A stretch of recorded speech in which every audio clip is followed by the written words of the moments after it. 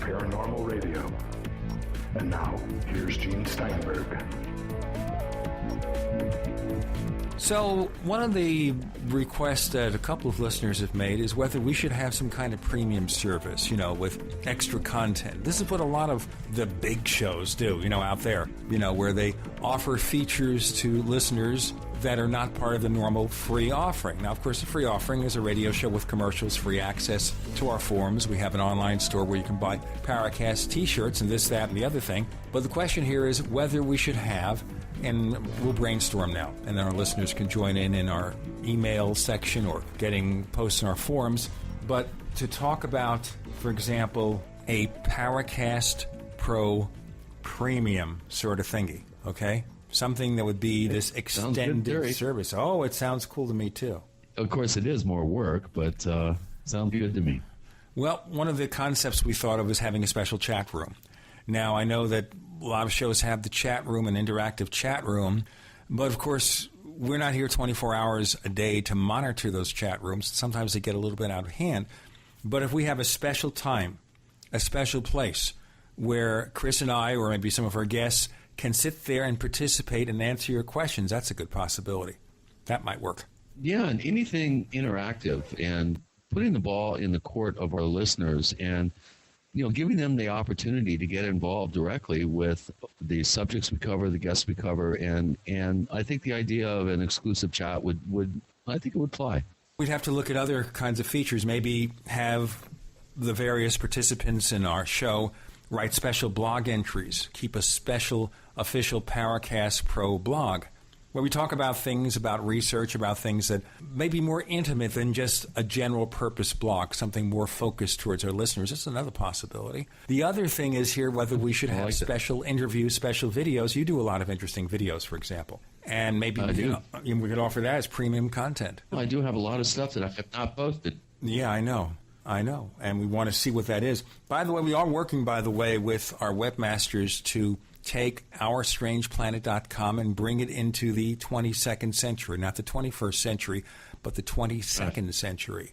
So we're hoping that's going to happen real soon, sure. But the other idea here is maybe make a special place for the older shows, the ones a year or two old, because we've been on the air since 2006. Put them in a special area just for premium members. Now, premium, of course, let's be frank about it. Premium means that we'll have a modest monthly subscription fee or an annual fee. We're not going to make it high because nobody has money nowadays. The economy's in the toilet, and we don't want to just take money from our listeners.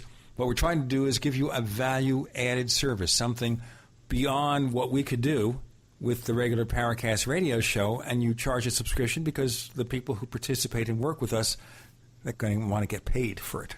That would be nice. Be a change. So now I had said... Change is good. Change I can believe in. Great. Sure. That would be usable from all of us here. Now, the one thing to mention here, too, is that we welcome your ideas as to how we should do this, how to set it up, what features to add. And if you're skilled, say, at coding, internet forums and blogs and stuff like that, maybe then you can assist us. Maybe then you'll be able to help us advance the entire state of the art.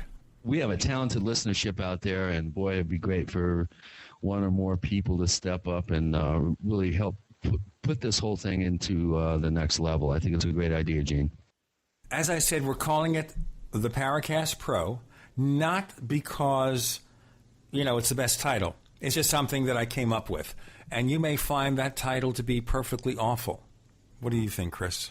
I need to think about it a little bit. I think, my initial reaction is a positive one. But, perhaps we could put this ball in our, listenership court and the forum.theparacast.com and maybe, monitor that thread that you have going about ideas for this new forward progress here at the Paracast. Definitely something that I hope we could, extend. It's not obviously just a trick to make some money from listeners. Because if we didn't give value, it's no sense doing it. Because that's been the goal of the Paracast from day one, is to provide interesting discussions on all paranormal issues. We're not going to pander to our listeners. We're not going to create fake controversies. And I know some shows out there do it. They will go unnamed because they want people to visit their forums. They want hits on their websites.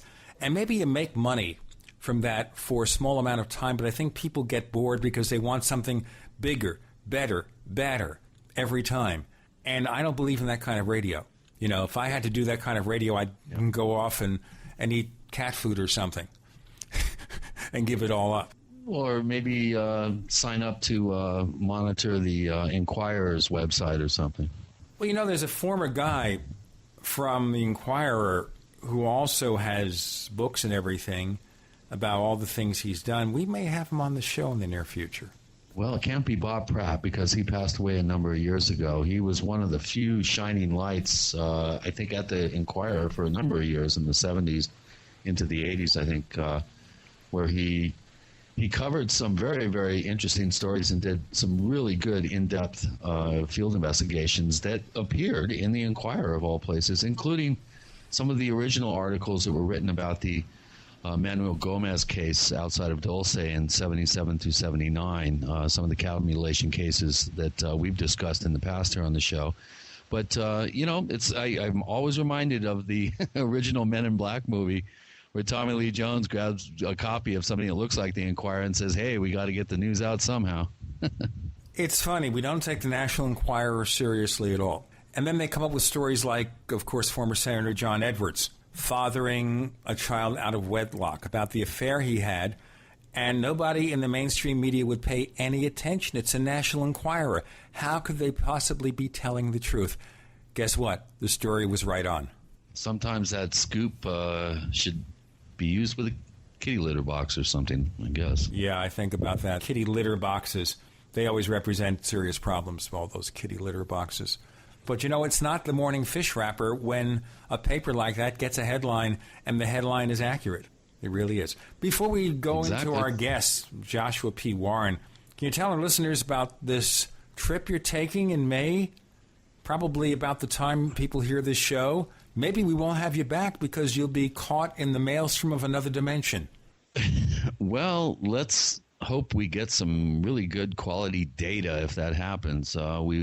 I do plan a trip up there. I'm going to be accompanied by Rosemary Ellen Guiley. We have, I've already booked quite a interesting double-blind setup where we go to specific areas, some of which I've never even been to in the Valley, that have potential for future field investigation work. And we're going to be armed to the teeth with some really cool gear, and I hope to make a recording at some point during the week that I'm going to be up there, where we update the Paracast audience to some of the goings-ons that we're going to be looking into up there, including a ranch case in extreme northern central New Mexico that, quite frankly, rivals anything I've ever heard, if there's any truth to very sincere testimony from the rancher and his wife and family. It could be very exciting, and I'm looking forward to, once again, doing a sojourn back up to the San Luis Valley and really digging into some of the mysteries that I know are lurking just under the surface there.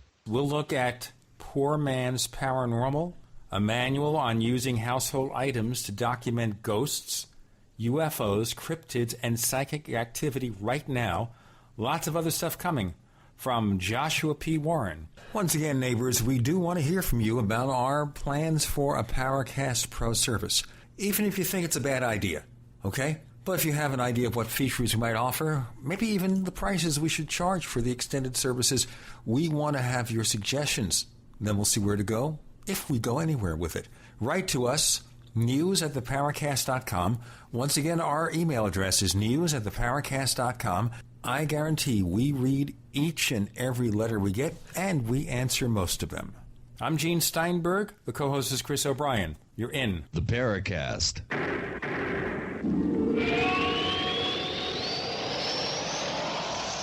Mother's Day is this Sunday, and ProFlowers is offering an amazing Mother's Day special. A beautiful bouquet of 24 assorted Mother's Day roses with a free glass vase plus a free box of chocolates, all for just $29.99. Just visit proflowers.com, click on the microphone in the upper right corner, and enter the secret code MANY. These 24 Mother's Day roses are bursting with color. They're the perfect way to show all the moms in your life how much you appreciate them. 24 assorted roses guaranteed to stay beautiful for at least 7 full days, plus a free glass vase and a free box of chocolates, all for just $29.99. But hurry, this special offer ends Friday. Mother's Day is this Sunday, and it's your last chance to take care of Mom. The only way to get your last chance Mother's Day offer is to visit proflowers.com, click on the microphone in the upper right corner, and enter the secret code MANY. Go to proflowers.com, secret code MANY. That's proflowers.com, code MANY. Hello again, I'm back. This is John Swinson at Midas Resources. And I want to address a couple of issues that I hear about daily when we're talking about gold and silver. First, is there anything to suggest that sunny skies are just ahead? We continue to print fiat dollars, inflation worsens, there's civil unrest around the world, and the demand for gold and silver has never ever been higher. Next, if you heard that possessing metals is a complicated process, I assure you that whether we're discussing a direct purchase or an IRA rollover, this is a simple, straightforward transaction. This is all about protecting your assets, and frankly, what are your options? The stock market? Real estate? Metal certificates? I don't think so. Please call me 800-686-2237, extension 128. I promise a casual conversation, no pressure, no nonsense. I'm John Swenson at 800-686-2237, extension 128, and I sincerely look forward to hearing from you. This is an urgent message. Urgent if you care about feeding your family. S510 has passed through Congress and will make the sale of heirloom seeds difficult. Prices of non-GMO seeds are skyrocketing and may be hard to afford in the future, if you can even find them. As the economy continues to decline, this will make the heirloom seeds worth their weight in gold and one of the best barter tools available. When food supplies eventually run out, your solution is to grow your own food and barter tool. Now, for a short time, GetSeeds.net offers 100 packets of heirloom non-GMO vegetable seeds for only $59. Pay with 2 ounces of pure silver or just $59. The best price on the net for high-quality seeds. Our GetSeeds.net seeds are open pollinated vegetable seeds sealed in a Mylar bag for long-term storage. Bulk pricing available, so get seeds while you still can at GetSeeds.net or call toll-free 877-341-4769. That's 877-341-4769.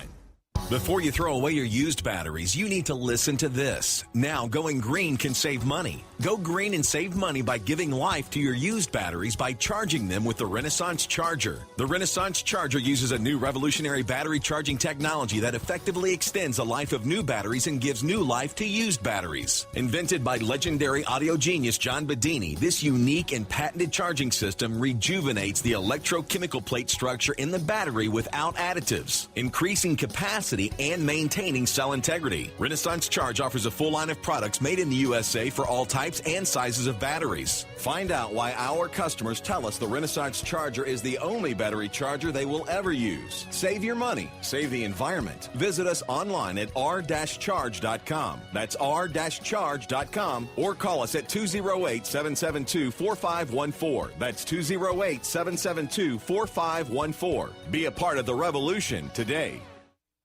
The GCN Radio Network, providing the world with hard-hitting talk radio. GCN. Great talk radio starts here. We want to hear from you. If you have a comment or question about the Paracast, send it to news@theparacast.com. That's news@theparacast.com. And don't forget to visit our famous Paracast community forums at forum.theparacast.com. Get in on all the action at forum.theparacast.com. We return. I'm Gene Steinberg. The co-host is Chris O'Brien, ahead of his great voyage on a evidence hunting expedition with Rosemary Ellen Guiley, and we'll be getting reports on that as they progress, assuming he is not captured by aliens. But Chris is here today uncaptured. I will never be captured by aliens because they'll look at me and throw me back. That's why I'm never abducted, by the way. They'd say, oh, throw him back. We're talking today to Joshua P. Warren, and he's got a new book which is interesting. It's called Poor Man's Paranormal. Now, is this meant to be serious, or is it kind of, whimsical in a sense, Joshua? It is serious. In fact, I find that so many people see paranormal investigation teams on television using thousands and thousands of dollars worth of equipment that many get the wrong impression. They think you can't be a paranormal investigator unless you have a fortune to spend and all kinds of advanced technical knowledge. But in fact, you can collect some very valuable data using just household items and things which are quickly accessible to you when that random, spontaneous, unexpected manifestation might occur.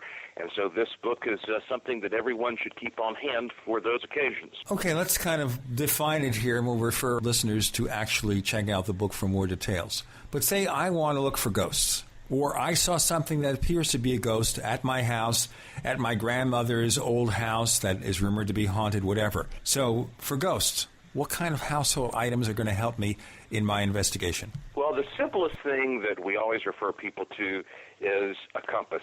Compasses are cheap, they are widely available, and of course a compass is naturally sensitive to magnetic fields. We know they should always point north. If they don't, something is affecting them. If they're spinning or they're pointing in a different direction, that's a very simple way of determining if there's some odd electromagnetic field. Also, if you don't have some fancy electrostatic field detector that will pick up charges, because many of them can cost hundreds and hundreds of dollars, you can just take a fluorescent light bulb and walk around your house with it in dark or dim lighting conditions. And if you encounter a strong electrostatic field, that bulb will start to glow and blink in your hand, even when it's not connected to anything, and indicate that you do have an electrostatic field. You can even make an EMF meter very simply. You can make a voltmeter. You can take flour and a black piece of plastic and sprinkle the flour over the plastic and then monitor it to see if it's been disturbed, if any type of field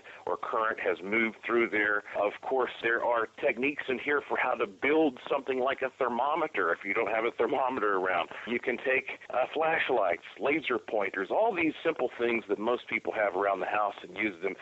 In fact, one of the interesting things a lot of people don't think about is that you can take simple streamers made out of something like strips of toilet paper and hang them up in areas where ghosts have been seen. Now, our listeners, some of our more skeptical listeners out there, are going to listen to this and say, toilet tissue? Mm-hmm. You know, they're going to have some obvious connections there that are sarcastic in nature. But explain this in more detail. Well, if you take a strip of toilet paper and hang it up from the ceiling and then take something like a balloon and rub it on your hair to build up a charge, and you bring that balloon next to those strips of toilet paper, they will stick to it. They'll start to sway around and move. In fact, if there is a thunderstorm rolling in and you have a buildup of electrostatic charges in the air, you can see it influence those things which are sensitive and delicate and fine and attached to those fields. And so if you have some type of a manifestation, which includes an electrostatic component, this provides a visual aid for you. What I find is that 9 times out of 10, if a person sees what that person believes is a ghost, they have nothing more than a story, an anecdote. There are all kinds of questions about what that person perceived. But any little extra bit of information as far as what measurable conditions may have been changing or related to the event in the environment is valuable for someone who's trying to look at this from a skeptical point of view and determine what has happened. And there are all kinds of examples of simple things that can be used not only to document ghostly activity, but also UFOs, cryptid, psychic phenomena, and this is a way of getting some kind of a handle on the data in the atmosphere. Let me ask you an obvious sarcastic question here. Have you used any of this stuff, and let's talk about the ghosts and we'll get into the cryptids and the UFOs, have you used any of this stuff to actually validate the technology? Oh, sure, yeah, all of these things, every single one of the things in the book are things that I have used in a field investigation. For example, I happen to own a very large, expensive collection of equipment. I mean, I've been accruing equipment for probably 20 years. and I'm one of those guys you see on TV who has thousands and thousands of dollars worth of meters. And so what I do is take some of these expensive devices out in the field, and I use them alongside with some of these very simple improvised techniques, what some consider the MacGyver method, and I look at the comparison between what the expensive scientific data is giving me and what I'm getting from the balloon or the strip of toilet paper or the compass or the bulb, that sort of thing. And what I find is that, yes, you are going to get far better data if you have some type of professional device that is producing a result for you. You can plug into a defined, specific system. But the more homegrown household methods are actually quite good at giving you the general data. I mean, they tend to give you feedback at the same time you get feedback from the more expensive devices. Joshua, just for those who never watched TV in the 1980s, who or what is a MacGyver? Well, MacGyver was an ABC fictional character who had a background in sort of improvised military work, and he was very old-fashioned. He didn't like to use guns and so on, but he had a very scientific engineering-type mind. And so whenever he was given a mission, instead of bringing in all kinds of fancy James Bond kind of trinkets and tools, he would just take whatever was around him in his environment and have the imagination and skill to sort of create on the spot an innovative little tool that would help him to achieve his mission. Now, understand, MacGyver was a TV show starring Richard Dean Anderson, who later went on to appear in Stargate SG-1, which was the TV version of the movie Stargate. So if anyone figures that out, there you go. If you catch the show, I guess Netflix has it. It might be fun. And I guess also if you're using household items on a TV show, you don't have to spend lots of money for special effects. You don't have to have a Q in there who would go in there and give you all this advanced technology, spending hundreds of thousands or millions of dollars per episode. You know what? If I can do it with toilet paper, why do I need this advanced circuitry, right? And also, I feel like that if we had, let's say, just maybe 5 or 10% of the population in this country with a professional level team, with all of the scientific tools, I think those people, that 5 or 10%, would be far less beneficial than if 50 or 60% of the population knew how to use whatever devices they have right around them at any given moment. I mean, we have to use this, Joshua. This has to be used. It is the break. We have Joshua P. Warren. We're going to learn about the MacGyver technique of paranormal investigation with him. The co-host is Chris O'Brien. I'm Gene Steinberg. You're in the Paracast.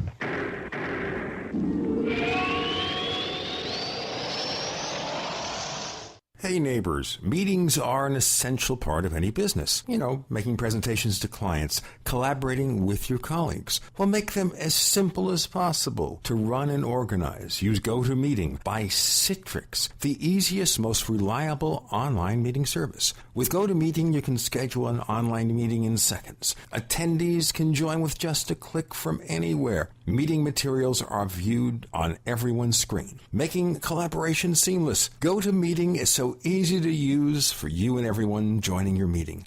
Plus, with GoToMeeting, hold as many meetings as you can for one flat rate. You have phone conferencing and voice over IP are included. You know, my listeners can try GoToMeeting free for 30 days, a month of unlimited online meetings free. Visit GoToMeeting.com, click on the Try It Free button, and enter the promo code PODCAST. That's GoToMeeting.com, promo code PODCAST. Reality check. There are many so-called health products coming out that are here today but will be gone tomorrow. They're fads, they're hype, and a lot of gimmick. Life Change Tea is no fad. We've been around for years and we've been slowly growing, and our products have attracted loyal customers. Why? Because our products work. Cleansing your body, losing weight, more energy, and better overall health. And you might ask, says who? Our customers say. A company shows its colors with how many people reorder the product. So don't be afraid. We're the real deal. Log on to getthetea.com and read all the testimonies. In fact, log on and order at getthetea.com. That's getthetea.com. Or call us at 928 928-308-0408. There's no call centers, just a friendly operator. 928-308-0408. Once again, 928-308-0408. The U.S. economy is at a tipping point. 40 cents of every dollar the government spends is borrowed. The president of the Federal Reserve in Dallas was recently quoted saying, "This path will lead to insolvency, resulting in the collapse of our government and our economy. Our country can't function like this, and neither can your household. That's why you need to prepare, and priority one is your food supply. Fortunately, it's easy and affordable with the help of Ready Reserve Foods. Ready Reserve Foods has been a premier supplier of long-term storable foods for 37 years. Their unique process assures the highest quality, long-term food storage available with a 25-year shelf life. A full year supply of quality food for 2 people costs a fraction of what you pay at the grocery store. For a free, full-color catalog, call 800-453-2202. That's 800-453-2202. Or visit ReadyReserveFoods.com. Ready Reserve Foods, making preparedness simple since 1972. For centuries, silver has been used as a powerful natural antibiotic, and as a listener to this station, you probably already know the benefits of using colloidal silver. With so many websites to choose from, finding a reputable, patriotic company with great products at affordable prices can be a difficult task. Introducing UtopiaSilver.com. UtopiaSilver.com carries the best, most effective, and most affordable colloidal silver and colloidal gold products in the industry. UtopiaSilver.com also carries products to fit your lifestyle, including weight loss, immune system defense, cleanses, herbs, joint and bone care, and much more. First-time customers using promo code GCN50 will receive 50% off all colloidal products. Visit us today at Utopia Silver, that's UTOPIA Silver, utopiasilver.com, or call 888-213-4338. That's 888-213-4338. UtopiaSilver.com, taking back America's healthcare one American at a time. America's #1 source for independent talk radio for over a decade. We are the GCN Radio Network. Hi, this is nuclear physicist lecturer Stanton Friedman. You are listening to the Paracast, the gold standard of paranormal radio. Chris O'Brien's the co-host. I'm Gene Steinberg. Joshua P. Warren is telling us about the MacGyver techniques, how to use household items to be a paranormal investigator here on the Paracast. Chris, you want to pick up on the questioning? This is fascinating because I'd like to know also whether any of these things are things that maybe you might have used in your research. Well, I really applaud the concept, Joshua. I think it's a very empowering approach to getting people, your average everyday person, like you mentioned, that doesn't have the, possibly the financial resources to buy the gear. I think you've come up with a great workaround for people that want to get involved in this. But the first thing that springs into my mind has to do with the the motto of the Paracast, and that is separating signal from noise. I'm a little nervous about a lot of people that have some quality training from your book, but are going out there with MacGyverized detection equipment and possibly misinterpreting the data. And this, how do you deal with the noise, the potential noise that might be generated around the signal in this case? Obviously, the analytical process is paramount. How do you approach that? Well, I guess the key element here is to look at the alternative. I mean, the alternative is to have nothing more than a person's individual subjective report. And so the idea is that something here, however rough, is better than nothing. And, if a person tells me, I have seen a ghost, I may have nothing based upon that report that I can follow up on and give any meaningful feedback on. But if the person says, I saw a ghost, and at the same time, the light bulbs started blinking in my living room as the ghost was walking around, now I have something I can work with. I say, well, now, what kind of light bulbs do you have? Were they on or off? And presuming this person is accurately reporting that information, this allows me to now speculate on the nature of what that person saw and whether or not it was actually something paranormal or something normal but unfamiliar to that person, and we deal with that a lot. There are odd things that happen naturally every day which are not necessarily evidence of some spirit come back from the dead. Now, that information I get about the light bulbs may not be specific enough for me to give some type of detailed report on what's happening, but that lets me now take a further testing step, telling that person, okay, we need to focus a little bit more on looking into the electrostatics of that environment. And so it's a starting point, and it may be the only type of point that many people have access to. Well, how do you address the issue of setting up proper investigative protocols for aspiring amateur investigators who are, and I think it's a very ingenious concept of MacGyver rigging, everyday household items to aid you in at least giving you an alarm when something's going off. If you're walking around with a fluorescent bulb and it starts to glow. To me, that would be, and I think that's an ingenious idea. It's a great detector for some sort of field effect that might be occurring. But how do you look at the whole idea of false positives, of creating a system of protocols and documentation so that this data actually is viable for someone like yourself, who is looking at it in the post world and coming up with a system of investigative procedures that you can then continue forward with? In other words, how do you address the whole idea of protocols and documentation? Well, the book starts out by talking about the scientific method in Occam's razor, that the scientific method is imperfect because not everything can be measured scientifically. We struggle with that when it comes to things like human emotions or dreams and various psychological phenomena. But as far as measuring what is happening in an environment, the first thing you want to do is, of course, look at the most likely explanation without jumping to something extraordinary. And if you can't immediately find a possible cause for what you are observing, the next thing you have to do, of course, is observe it as much as possible and record it in every possible way. And then, as traditionally done in the scientific method, you, over a while, look for any patterns and correlations which might seem to emerge. If I do this, does that happen? And once you find some kind of a pattern, connection, cause and effect, or correlation, then you want to test that out into some type of a hypothesis to see if you can recreate the phenomenon. And if you get to the point where you can recreate it, then you should be able to get a handle on what it is. So the approach is very much like any scientific investigation, where you go in trying to be conservative and reserve judgment, but little by little collect as many pieces of the puzzle as possible.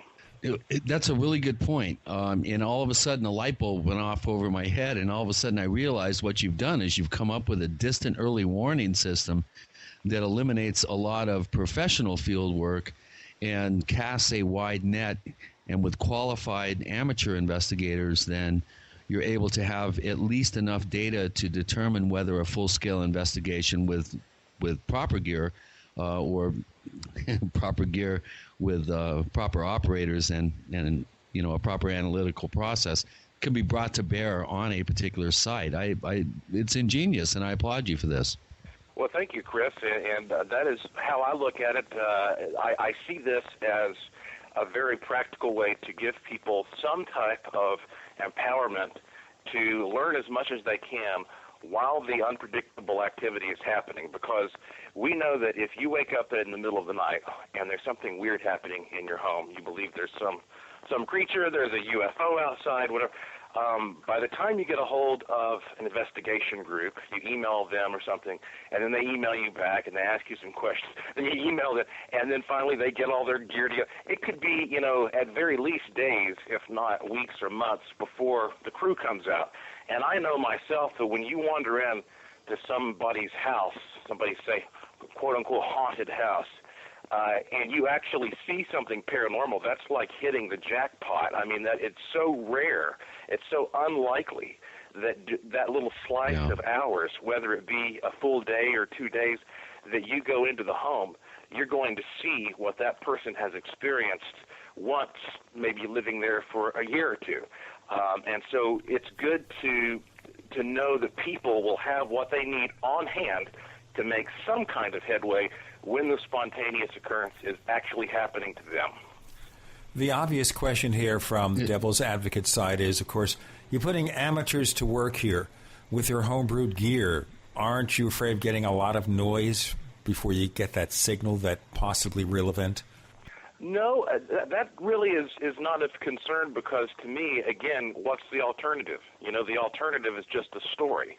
So if the person gives me a bunch of meaningless data, that's still better than not having any data at all, if it's going to give me some ability to see if that person understands what the person is talking about. I mean, I can tell if somebody knows what they're talking about when they say, I think there's an electrostatic field in my house. And that's one thing that I often do with investigators.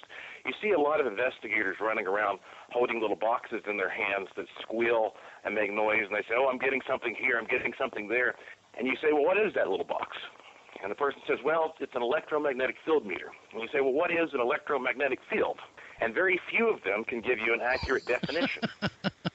And if they say, well, that was a refrigerator turning on, dude. Yeah. And you ask them, you know, what is the shape of an electromagnetic field? How does that little box in your hand work? You know, if you disassembled it, could you put it back together again? I ask people who are giving me measurements, if somebody says, I think there's an electrostatic anomaly here, what is an electrostatic anomaly? See, I am prepared to be able to discuss that information.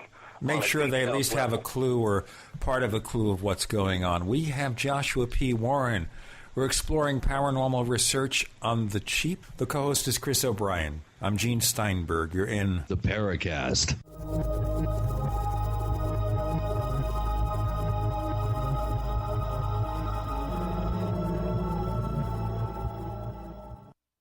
Graphic Converter is the image manipulation tool for the rest of us. It does not use any database. You get full control of all your files. Want to view the images of a folder? Drag it into Graphic Converter, and a powerful browser opens up to show your image files. You could use it for slideshows. You could use it to import images from digital cameras or from scanners. Need to do some image editing? You can do that too in Graphic Converter. Also print catalogs. Convert from so many formats I can't even list them. Download now to see if Graphic Converter is good for you, like 1.5 million other users. Guess what? You could save money when you buy Graphic Converter. Use the coupon code Night Owl. Use the coupon code Night Owl to get a special price for Graphic Converter. Go to lemkesoft.com. That's Lemke soft.com. Lemkesoft.com. Lemke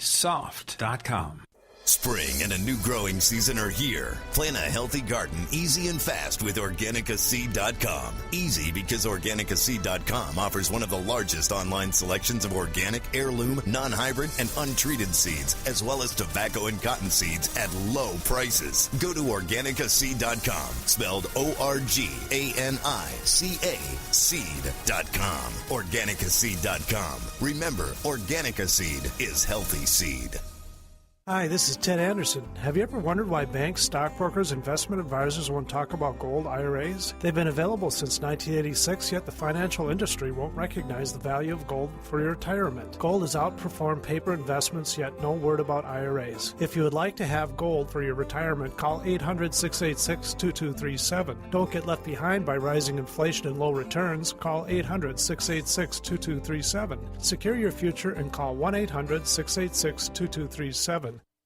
Never buy home canning jar lids again. No kidding. When you buy Tadler reusable canning lids once, you'll never buy canning lids ever again. Safely store emergency preparedness foods for years. Traditional metal lids are single-use throwaways containing BPA. But Tadler reusable canning lids are guaranteed to last a lifetime when used as designed for home canning. Tadler lids are made with a USDA and FDA-approved food-grade plastic, safe for direct food contact, and contain no BPA. Tadler lids are dishwasher safe, usable with standard pressure or water bath canning, eliminate food spoilage from acid corrosion, fit standard standard mason jars, are indefinitely reusable, and are proudly made in the USA. Place orders at reusablecanninglids.com or call 1-877-747-2793. 877-747-2793. Call 877-747-2793 or go to reusablecanninglids.com. That's reusablecanninglids.com for Tadler reusable canning lids, the original since 1976. Will I have garlic breath after I take Ali-C? We get that question all the time about the world's best garlic extract, Ali-C. And the answer is, Ali-C contains stabilized allicin, nature's antimicrobial agent, and the active ingredient in crushed garlic, but will not give you garlic breath. Scientifically proven in double-blind studies, using low doses of allicin greatly reduces the number, severity, and duration of common colds. Our powerful Ali-C contains 300 milligrams of stabilized allicin. Just one tablet of Ali-C is equivalent to 40 garlic cloves. It's effective against asthma, MRSA, bacterial, fungal, and viral infections, and helps lower high blood pressure and high cholesterol. Plus, it's a natural mosquito repellent. Boosts resistance to infection with nature's best garlic extract, Ali-C. For more information and to order Ali-C, call 877-888-7126 or go to garlichealthproducts.com. That's 877-888-7126 or garlichealthproducts.com. Fight back with Ali-C. Are you tired of searching for great talk radio? Something more important. Search no more. We are the GCN Radio Network. You're in the Paracast. You never know what's going to happen next.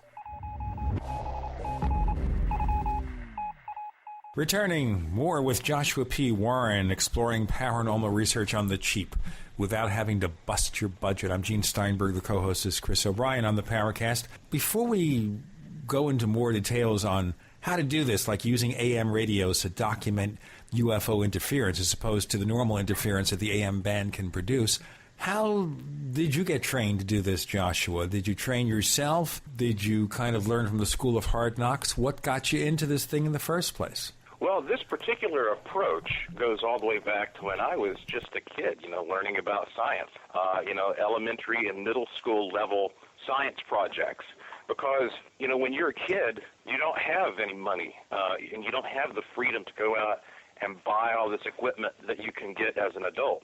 And so as a kid, if you want to do scientific experiments, you have to be creative and innovative, and you have to build a lot of things. It's like, for example, when I was a kid, I didn't have a voltmeter, and my dad didn't have a voltmeter. He didn't need one, and nobody wanted to go spend the money for a voltmeter that nobody needed.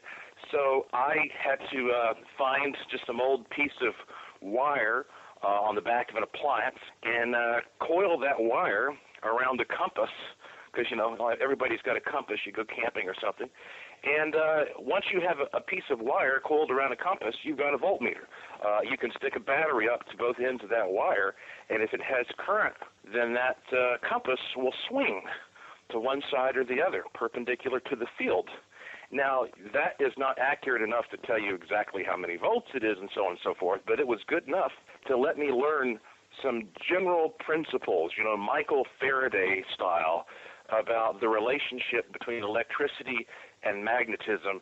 And what I found is that long before I had the money and resources to own all the equipment that I have now, I had to rely on some of these simple methods in order to get my foot in the door. And I sincerely believe that someone who makes all the things in this book, and everything can be made for next to nothing, you could probably make everything in the whole book for less than $100, can actually go out and start training as a professional paranormal investigator, and there are people who have contacted me already who are having poor man's paranormal parties where they're inviting friends over, and they have the list of all the different items needed, and in one or two nights they make all this stuff, and then they go out and they start investigating with it. And if you find that this works for you and you're happy with it, well, then this will give you the confidence to start learning more and spending more money and becoming more proficient at doing something which doesn't really have any strict guideline in nature. You can't really get qualified at investigating what you don't know about. It's a mysterious subject, and so you just have to go out there and experience for yourself what is happening and what it might be connected to. of all the things anyone could possibly do in their lives, what led you to this subject above anything else? Well, for one thing, when it comes to the idea of science, science is all about trying to explain the unexplained.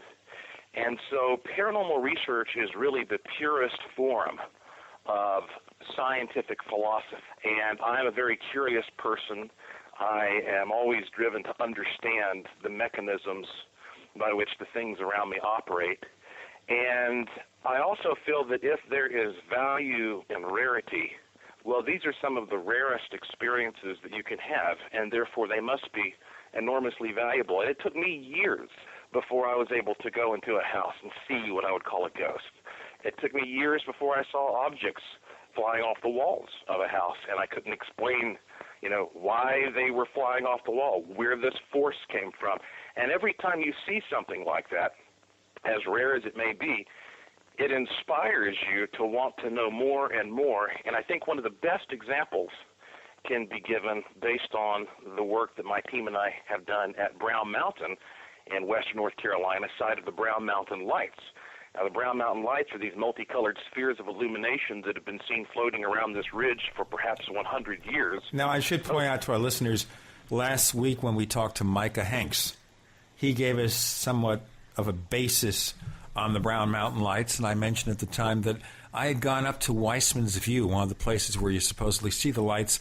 I saw planes, no lights. It was a horrendous drive up there, but it was a lot of fun. Yeah. Well, many of the so-called real scientists over the generations have not even ventured to investigate the lights because they dismissed them out of hand as an old ghost story. But we, on the other hand, spent about 15 years putting in the observation time, which, mind you, is the first step of the scientific method, is observation, and bringing scientists up there who were far more qualified than ourselves, physicists and geologists and so on, to monitor what we were doing and make sure that we were gathering data accurately. And eventually we determined that most of these are a natural phenomenon, a type of plasma similar to ball lightning.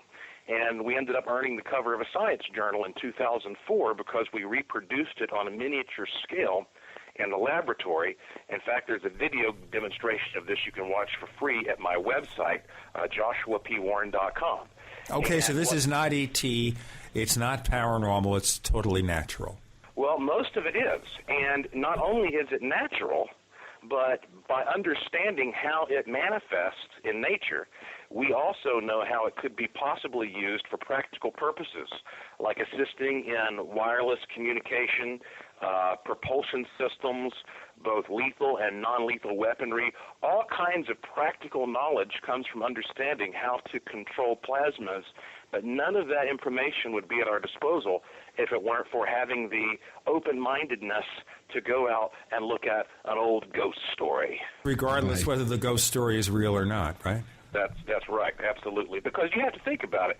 150 years ago, if some old cowpoke's out, and he's walking through the field at night and looks up and sees a light, he doesn't say, "Well, look, there's a plasma on the mountain," No, that's a ghost to him. That's a hint to him. So you have to look at the mindset and the point of view of the individuals throughout history who have seen these things, who were not prepared to understand them because technology had not caught up to that time yet. Chris? That's a really good point, and I think there's a wealth of investigative potential that exists within, location-specific regions where, reoccurring phenomena have been reported for decades, even generations, hundreds of years in some cases.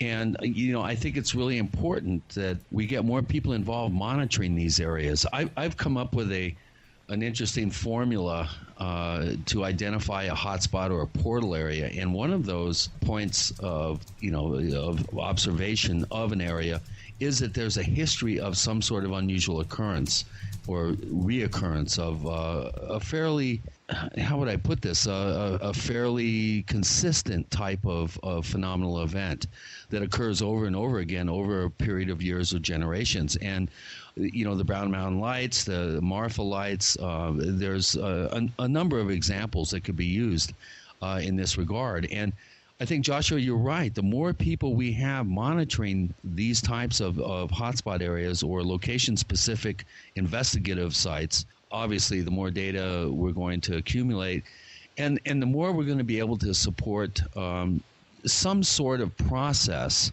that flies in the face of the scientific. How would I put this tactfully?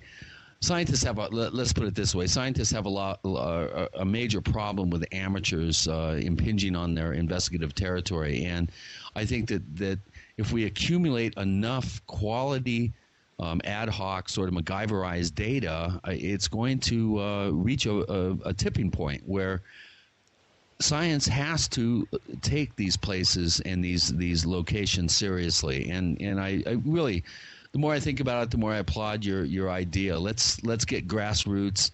Let's train people if they're really interested enough to be able to utilize their ad hoc gear. Let's train them. Let's get them all on the same page. Let's get a good system of protocols together. Let's get a good system of documentation together.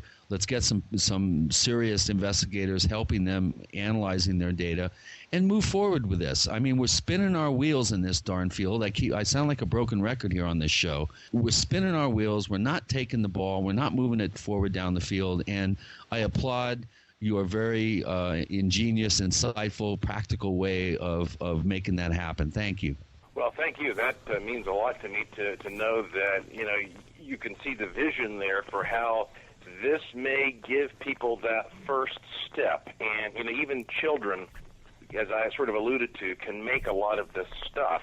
And this is a great way for children to learn about science in general, building these things to go. Man, I wish I had this book when I was a kid. Yeah, right. I wish I had this book, Joshua, when I was a kid. I'll tell you what, I used to build electronic things when I was a kid about 400 or 500 years ago before there was anything electronic. But seriously, Joshua P. Warren joins us, Paranormal on the Cheap. We'll talk about the book, about the concept, and lots more. The co-host is Chris O'Brien. I'm Gene Steinberg. You're in the Paracast.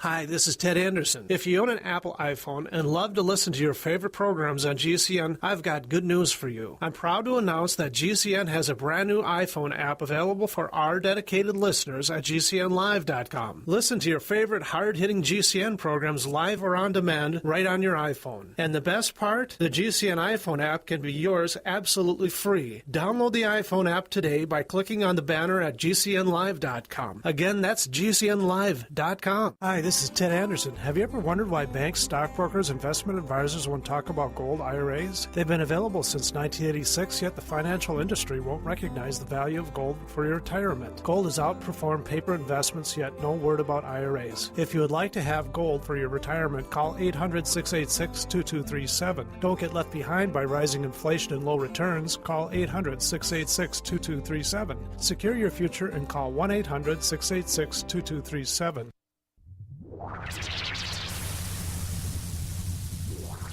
Welcome back to the Paracast, the gold standard of paranormal radio. And now, here's Gene Steinberg. Chris O'Brien's the co-host. I'm Gene Steinberg. You're in the Paracast with Joshua P. Warren, the MacGyver Way. If you're familiar with that age-old ABC TV program of exploring the paranormal on the cheap. Now, one of the things that you mentioned as a possible tool is an AM radio, and maybe the interference generated by UFOs or something. But with AM radio, and I'm someone who's been on AM radio, we are on AM radio in some cities, this show, the Paracast. I know that AM radio is particularly vulnerable to all sorts of noise. I mean, the noise comes from your power line. You turn the radio, you get noise. You turn the antenna, you don't get noise. So what about maybe a UFO sighting would deliver noise that's distinctive, Joshua? Well, a lot of people who listen to your show may have realized that as they listen to the program, if a thunderstorm happens to roll in, every time lightning strikes the distance, they will hear a little noise on the station. And similarly, if you have your radio too close to one of the old computer monitors, it will cause a crackle in the background. And the reason is that any time there is some type of a large discharge of electricity near an antenna, that is sending forth an enormous ripple of electromagnetism that temporarily overpowers that device. So it is going to just create even though it might be 2 seconds, a little burst or whatever of energy, that burst of energy is going to be significant enough to give you that moment where you get a wide band of interference.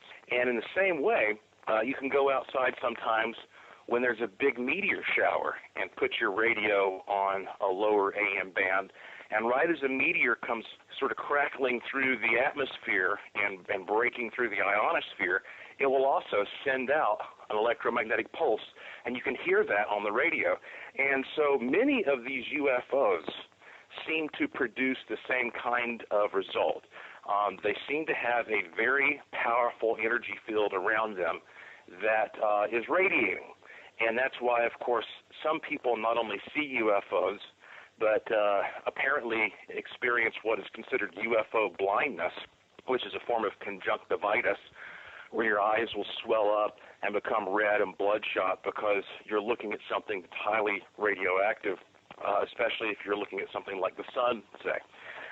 And in addition to that, we have all kinds of accounts of people, of course, who are driving down the road in some desolate desert, and the UFO comes overhead, and the car stops working.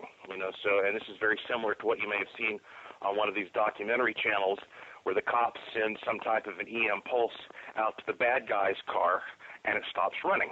And so it seems that the type of energy around the UFO can also create a similar interference on a low AM radio band.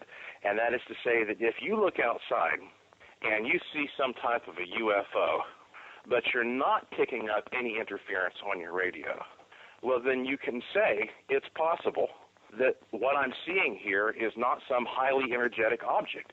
I mean, I should especially know because for years I've produced a contest in Western North Carolina where we invite creative people, hobbyists, and engineers to come together and try to create fake UFOs.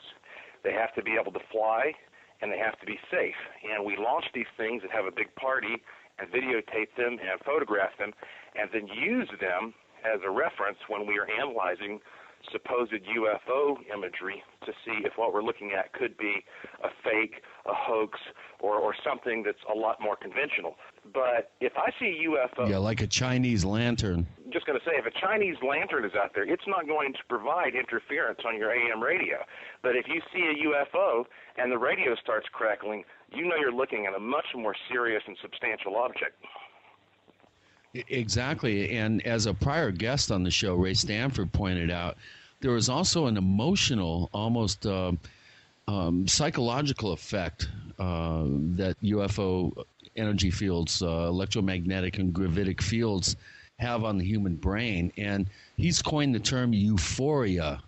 And whenever he feels this particular sensation, it's a calmness, it's a clarity of thought process. It has a what he has determined is a physiological and almost an emotional effect on him. He knows to grab his camera and run out, even though he hasn't seen anything. He's been able to identify the physiological reactions of his body to these exotic fields, and then that to him is like an alarm clock ringing. He runs out and is able to film dozens actually of UFO sightings. And Joshua, this is really I'm the more I listen to you and the more we talk about this, the more excited I'm getting. I think that this is what you're proposing here is like a distant early warning net that like we used to have during the Cold War, where we had a chain of radar stations across the Arctic Circle to prepare for Russian ICBMs. And what you're proposing is a similar system that gives more professional-minded investigators kind of a wake-up call on our alarm clock, some sort of indication that there's a fairly qualified person who has been trained to the extent of being able to identify certain scientific processes that then deserve to be further investigated. And, I think this is great. The more ideas like this, Joshua, that we can come up with to empower the younger generations of people that are seeing all these ghost shows, that are watching Ancient Aliens on the History Channel, that are really wanting to get involved but don't really have a clue how to. I think that this totally levels the playing field and gives the younger generations an impetus and a wherewithal to actually get involved. This is great stuff, man. Well, thank you, because that was the intention. And it also was a response to so many people who contact me every year, and they say, what do I have to do to be a paranormal investigator? And of course, I have to tell all these people that really there's nothing stopping you, because you can't really go to school and become an expert on studying something that nobody can explain. Yeah, tell me about it. Yeah, and so if you have to carve your own pathway, and to do that, you have to learn as much as possible about all the possibilities. And I think one of the reasons that so many of your bona fide credentialed PhD scientists from big universities and so on are not out there doing this is because, for one thing, they simply don't have the time, and secondly, it is not nearly as profitable to go out and study something that may or may not give you a positive result after you've spent 20 years on it, versus something that you know is real and is tangible, like studying the biological process of an animal, or studying what the moon and the sun and the stars are. So it's all about getting grants and getting something accomplished now rather than something where you have no idea when or if you'll have results. That's right. Absolutely. Okay. Yeah. And you can understand that. And you also can understand why that if a person goes to school for all those years and wants to get a degree, once they've got it, they want to make the most of it. And that means, getting maybe tenure someday at a university. And so it's not worth the risk for many of them to go out and publicly investigate controversial or material. On the other hand, you do find that all the time, I talk to some of your smartest people, Nobel Prize winners, and people who have invented remarkable devices, and they'll want to talk to me privately and tell me all their theories and all their ideas about what the aliens are up to and what ghosts are, and they'll tell you about profound experiences they themselves have had, but they want those conversations to be kept in confidence. They have to be politically correct. Well, I was just going to ask. Hold on. Wait a minute. I got to grab a hold of that one. Okay, you've talked to Nobel Prize winners and top scientists, and they've told you privately that they have a sense of what the aliens are up to. Can we hypothetically, in a non-personal way, ascribing this information in individuals, can we talk about that real quick and digress? And before we even continue with that question, we're talking to Joshua P. Warren. The co-host is Chris O'Brien. I'm Gene Steinberg. You're in the Paracast.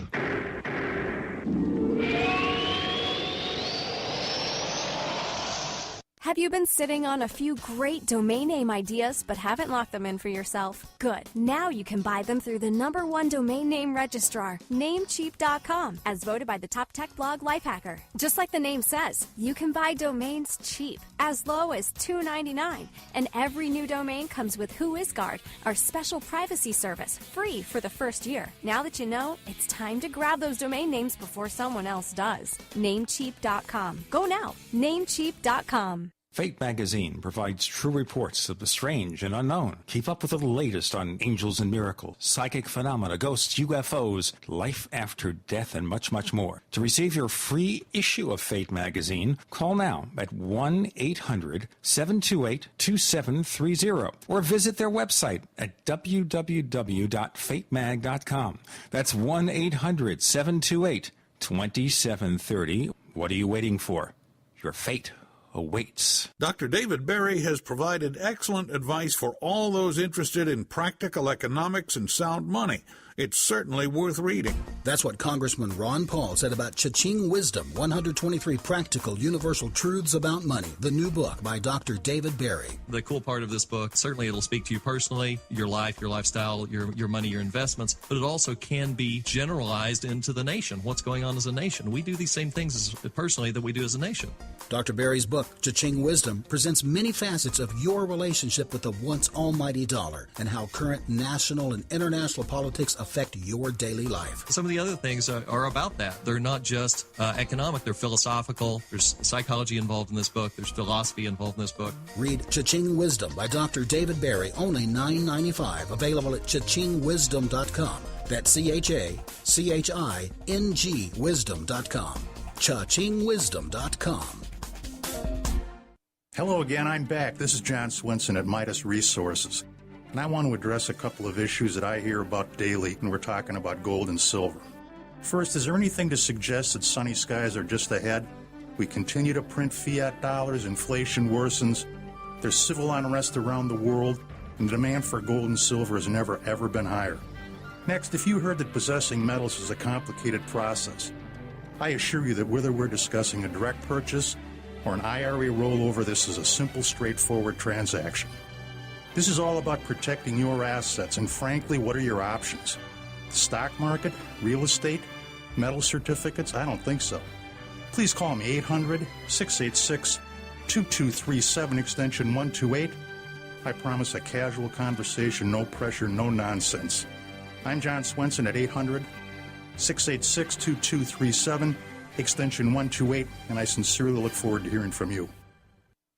The food storage industry leader has done it again. Introducing FDG Clubs and Survival Bucks from the Freeze Dry Guy. For over 39 years, the Freeze Dry Guy has served various government agencies and the private sector with the finest in storable foods and emergency rations. If you've wanted to build emergency food supplies but couldn't afford it, now you can. Go to freezedryguy.com, click on products, and look for the Freeze Dry Guy Clubs to pay as you go. Now you can build food storage without going into debt. Choose from a payment range of $95 to $450 per month. Our clubs work with everyone's budget. Plus, when you join Freeze Dry Guy Clubs, you'll get additional rewards. For example, this month, get 10% back in Survival Bucks on all purchases in the Freeze Dry Guy product line, plus free shipping within the lower 48 states on any order amount. Hurry, go to freezedryguy.com or call 866-404-3663. That's freezedryguy.com or call 866-404-3663. The Freeze Dry Guy, the best you can buy. The GCN Radio Network, providing the world with hard-hitting talk radio. GCN. Great talk radio starts here.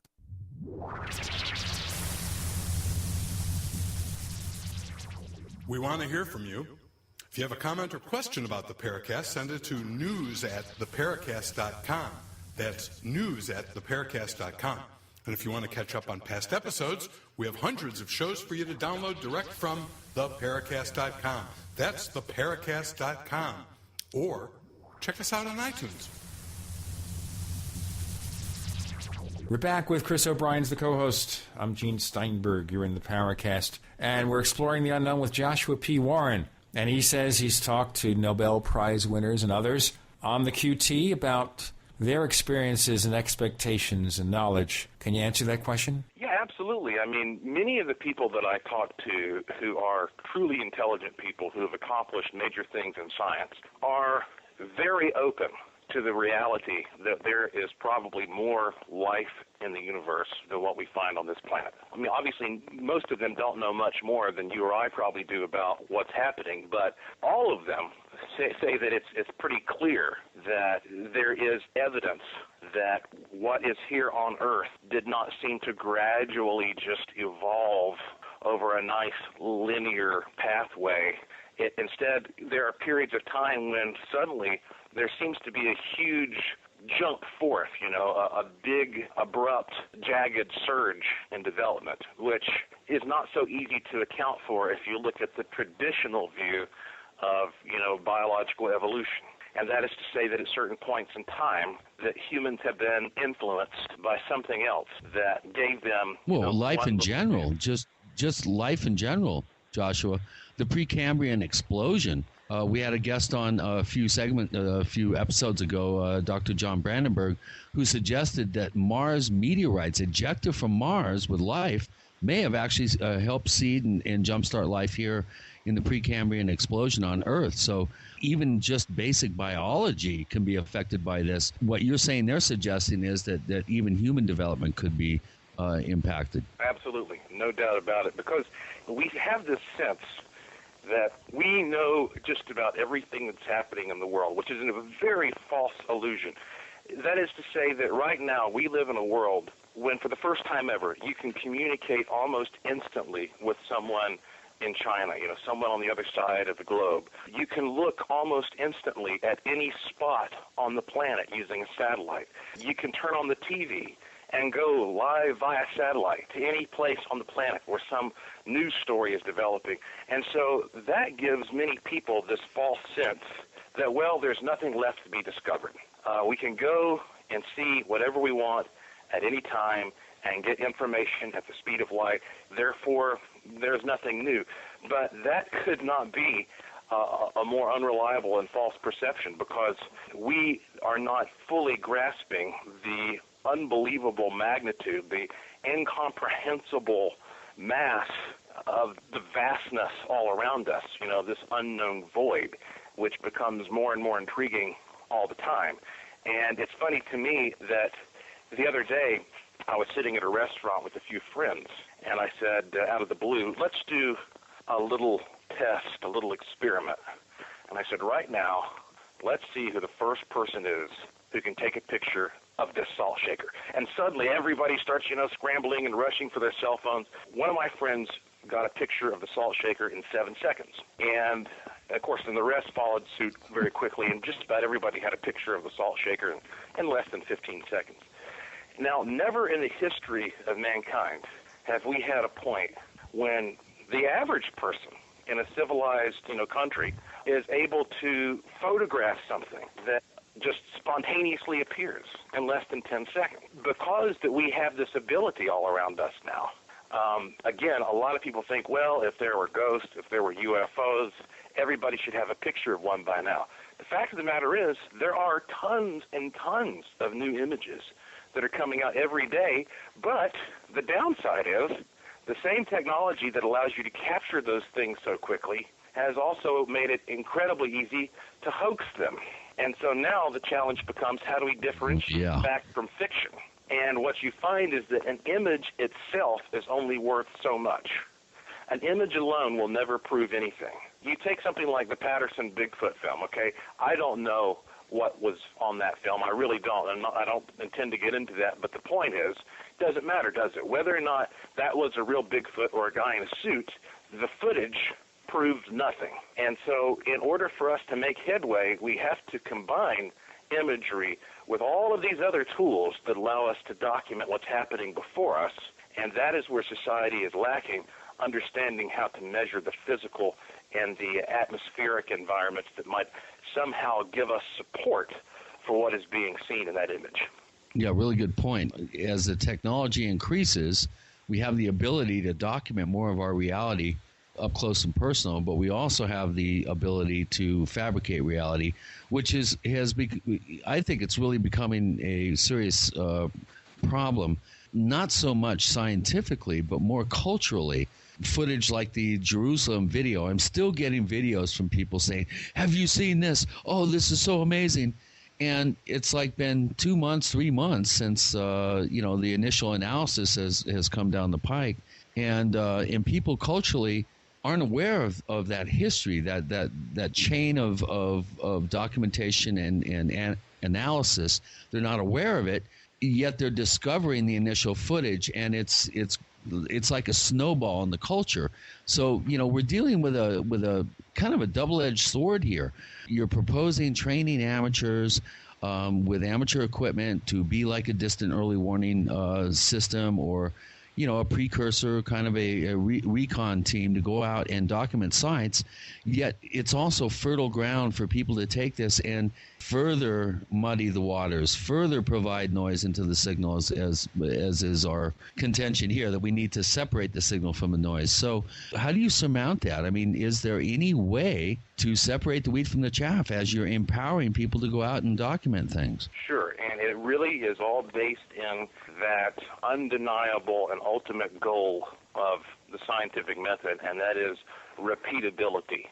Whatever you get, however profound it may seem, in the long run, it's not going to be meaningful to anyone else unless it provides the basis for repeatability. That is to say, if you have done a proper job of uncovering that relationship of cause and effect, those factors in the environment which need to be present for this paranormal anomaly to present itself, then you should, after a while, be able to predict when it's going to happen. And that's what's so great about, say, Brown Mountain.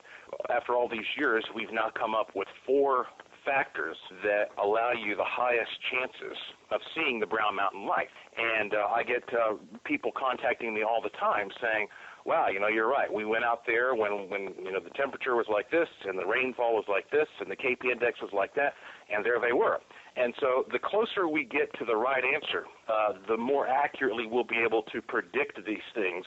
And if you've got a ghost in your house that is appearing under some regular conditions, and you learn what those conditions are, then you should be able to tell me when I can come to your house and have the highest chances of seeing that ghost.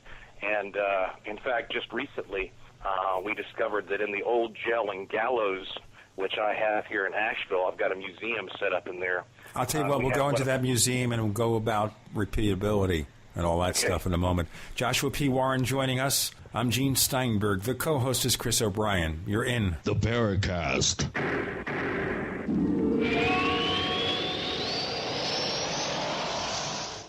Ray Perkins, a reclusive veteran burned out from the Gulf War, lives tortured by relentless, perplexing nightmares.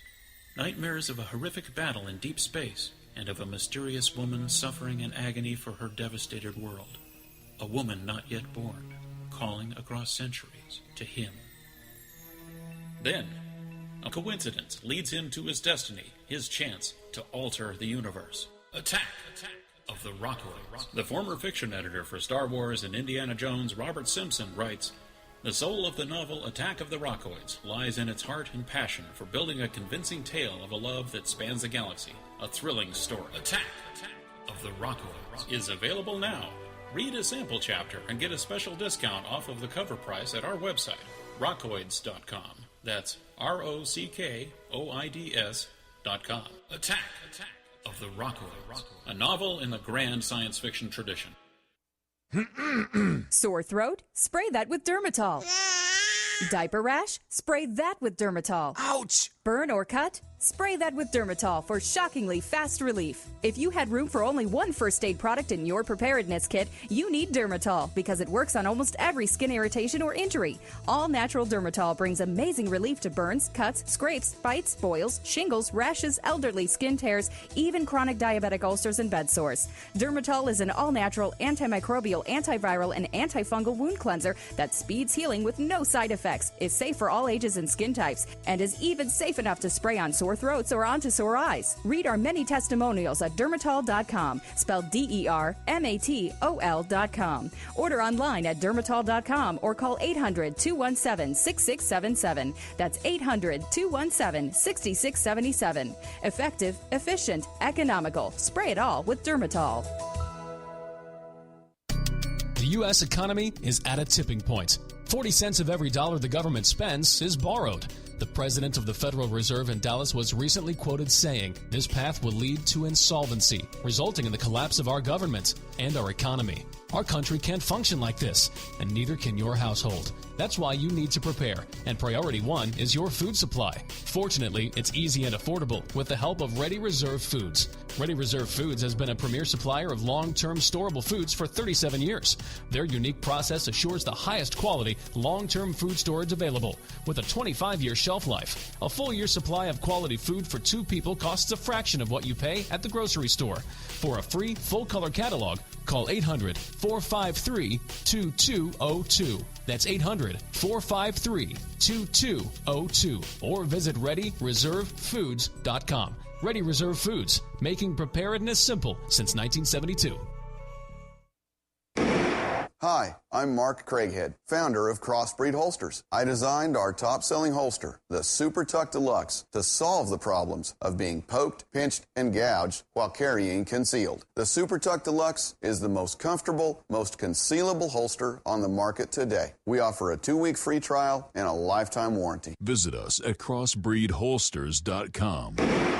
Don't forget, crossbreedholsters.com. Hi, this is Ted Anderson. Have you ever wondered why banks, stockbrokers, investment advisors won't talk about gold IRAs? They've been available since 1986, yet the financial industry won't recognize the value of gold for your retirement. Gold has outperformed paper investments, yet no word about IRAs. If you would like to have gold for your retirement, call 800-686-2237. Don't get left behind by rising inflation and low returns. Call 800-686-2237. Secure your future and call 1-800-686-2237.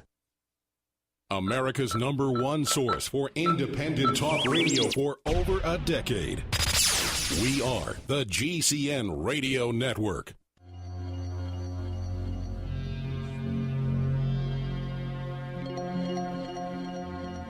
Hi, my name is Richard Dolan. You're listening to the Paracast.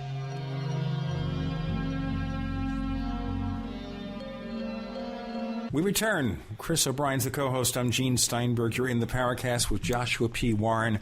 And the question, of course, on the table is repeatability. And you were about to talk about this museum. Would you please proceed, Joshua? Yeah, sure. I've got a museum in the old jail and gallows building here in Asheville, North Carolina. It's the last standing structure of the old jail complexes on Marjorie Street, and they used to hang people all up and down the street, and it's got quite a dark history, but nonetheless, the museum has only been open since December, and the docent of the museum, a lady named Kat, was closing up by herself on, I believe it was Sunday, January 23rd of this year, and Kat was walking through a little theater section we've got in the back room. She was startled because she slammed right into a tall, dark man, and she thought she just rudely walked into somebody who'd come into the museum without her knowledge, and then he disappeared. Now, she'd never had an experience like this, so it rattled her, and she quickly, closed up and contacted me afterward, pretty frightened by what had happened to her. And so, that was interesting on its own. Well, less than 3 hours later, our chief historian, a man named Vance Pollock, who had no knowledge of Kat's experience, found out that a former sheriff of Buncombe County and chief of police of Asheville, named John Lyerly, had killed himself in our building in 1924. He went in there and put his service revolver to his right temple, and he did it on January 23rd of 1924, exactly 87 years to the day before Kat saw this apparition. Now, to see this develop, just to be right there myself with people whom I know and trust, and to see those factors develop over a period of hours was enough to send a chill down my spine. This is the kind of thing where all the pieces come together so well, it's almost like a story you could tell around a campfire. I know that she had this profound experience, and I know that on that same day, a few hours later, another friend found out about the suicide, and that it was that exact day. Let me ask you a fast question here, Joshua. Moving back to the Brown Mountain Lights, about repeatability. So I want to go back there. Can you tell me what conditions need to be present for me to see something? Absolutely, and before I do that, the point of the ghost story is that is a repeatability factor. Guess what we're going to be doing next January 23rd? We're going to be sitting there waiting for this ghost to appear. And you have to look for these patterns like that. At Brown Mountain, there are 4 variables that will help you see the Brown Mountain Lights. And I can explain also why these 4 variables matter, but first I'll just tell you what they are. Number 1 is time of year, and that is about mid-October up to early November. Secondly, if it's during or just after a rainy period. Third is if there happens to be an extra amount of carbon in the air, like a bunch of campers who are out there burning campfires, or in fact one year, I think it might have been 2000, there was actually a forest fire down the road. And the last factor is when the KP index measures a 5 or above, and that is a measurement of the disturbance of the Earth's magnetosphere. So when the magnetosphere is wobbling around a bit, that seems to enhance it. So those are the 4 factors, and all those can be found online at brownmountainlights.com. But do you want to know why those factors are important, or move on? You go for it, man. We're all ears. Okay. Well, to start with, time of year is important. Again, October into November for 2 reasons. Number one, because that is the time of year when it starts to really shift quickly into cold weather around here. And the difference between daytime and nighttime temperatures is so distinct that causes the mountain to very quickly cool and contract and squeeze the rocks together. We find that basically, I think the mountain in part acts like a large capacitor. It's got layers of magnetite and quartz all throughout the strata. Well, that's important, quartz. Quartz is really important. And, of course, quartz is a non-conductor and magnetite is a conductor. When you have conductors and non-conductors, these form a capacitor or a condenser, something that stores up small charges over a period of time to a critical point when it then discharges in a large way. Another thing about that time of year is that is the fall here, and of course the leaves are off the trees, so not only do you have better visibility, but as those leaves are deteriorating on the ground, they're producing tannic acid, which is a great electrolyte, which is a good conductor for anything electrical happening within the mountain. Secondly, as before, or actually I should say just right after or during a rainy spell, and that's because the mountain is full of little caverns and holes, and as water runs through the mountain, the water passes over those shelves of magnetite and quartz, and it charges them up. That's one of the big charging mechanisms. When the mountain cools and contracts, and that contraction is further enhanced by thrust faults, which almost completely encircle the mountain, those layers, they start squeezing together, and they start to discharge. And what we determined in our lab experiment was that when several discharges intersect at about an 8-degree angle, those intersections meet up and they start to spin. And when they spin, they create what looks to the naked eye like a little ball of light at the pivot point. And the speed with which that spins determines how it appears in terms of what color, or if it can only be seen in the infrared or the ultraviolet. Often it will sort of shift in and out of the visible and invisible frequencies. And the plasma that's created is always enhanced if there is more carbon in the air. It gives a fuel, if you will, to the reaction, which is why you can create a little ball of plasma in your microwave if you let a cigarette burn in there. You know, you've probably seen that little example. And then the last thing, the KP index is important because when the Earth's magnetic field wobbles, it induces a current that passes through all the planet.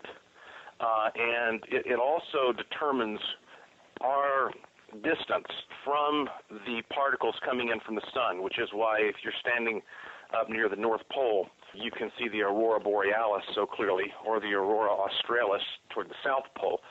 It's because that as it wobbles, if that shielding field becomes thin enough, it brings you closer to these particles which are bombarding the Earth.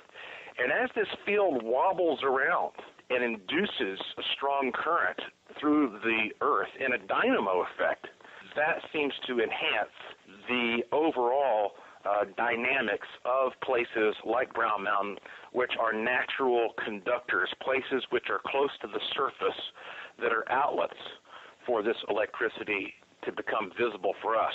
Now, just because many of these lights seem to be the product of a natural phenomenon, that does not discount other paranormal activity, because it may be that a place like Brown Mountain that produces so much energy naturally also triggers other paranormal experiences, that it allows people to see into other realms.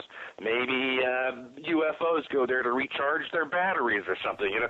So this is a core phenomenon, but it does not necessarily explain all other phenomena connected to it. Well, we're going to be breaking for our benefactors in a moment, but I'm going to ask you that question, which is, okay, so tell us about paranormal elements. We can start here, then pick up on the next segment. Go ahead, please. Okay, well, we could talk a little bit about cryptids, perhaps. In Brown Mountain?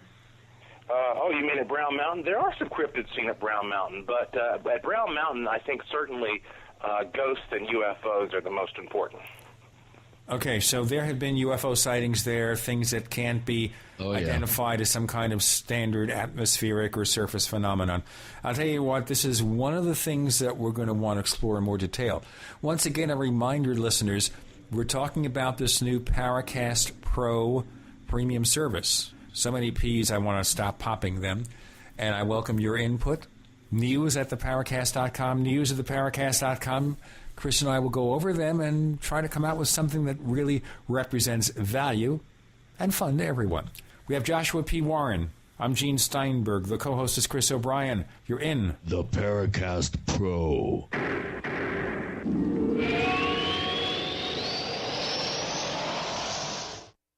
Mother's Day is this Sunday, and ProFlowers is offering an amazing Mother's Day special. A beautiful bouquet of 24 assorted Mother's Day roses with a free glass vase plus a free box of chocolates, all for just $29.99. Just visit ProFlowers.com, click on the microphone in the upper right corner, and enter the secret code MANY. These 24 Mother's Day roses are bursting with color. They're the perfect way to show all the moms in your life how much you appreciate them. 24 assorted roses guaranteed to stay beautiful for at least 7 full days, plus a free glass vase and a free box of chocolates, all for just $29.99. But hurry, this special offer ends Friday. Mother's Day is this Sunday, and it's your last chance to take care of Mom. The only way to get your last chance Mother's Day offer is to visit ProFlowers.com, click on the microphone in the upper right corner, and enter the secret code MANY. Go to ProFlowers.com, secret code MANY. That's ProFlowers.com, code MANY.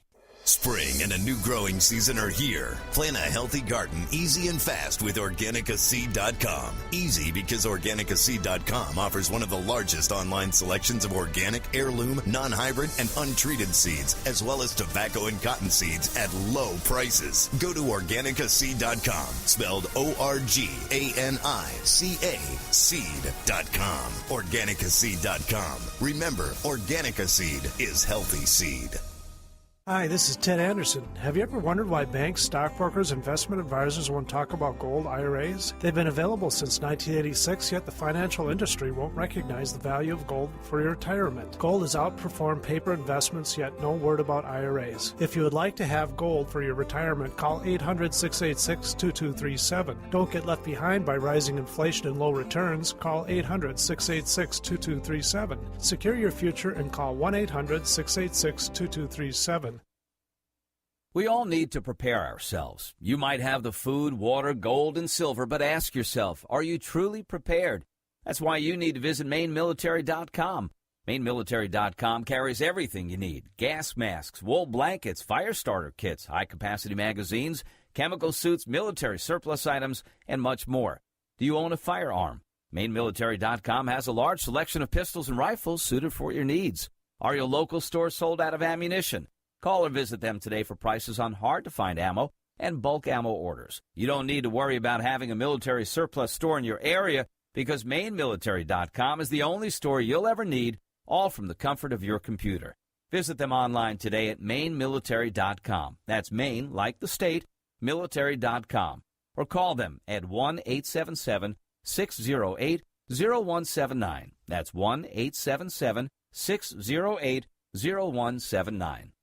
We all know that Berkey Water Purification Systems are the most trusted name in water filtration. As an authorized Berkey dealer for over 6 years and serving thousands of satisfied customers, the Berkey Guy offers amazing specials for Berkey water filtration systems. The Berkey Light systems include a set of self-sterilizing and recleanable black purification elements that purify water by removing chlorine, pathogenic bacteria, cysts, and parasites to non-detectable levels and remove harmful chemicals such as herbicides and pesticides. Order the Berkey Light system today, complete with 2 black Berkey elements for only $231, and the Berkey Guy will ship your order free of charge. With the purchase of a Berkey Light, the Berkey Guy is also offering a set of fluoride and arsenic filters for only $39.99. That's over 30% off the retail price. Call the Berkey Guy at 1-877-886-3653. That's 1-877-886-3653. Or order online at goberkey.com. That's goberkey.com today.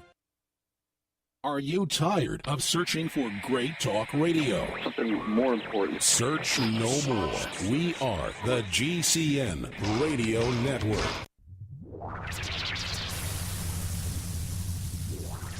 Welcome back to the Paracast, the gold standard of paranormal radio. And now, here's Gene Steinberg.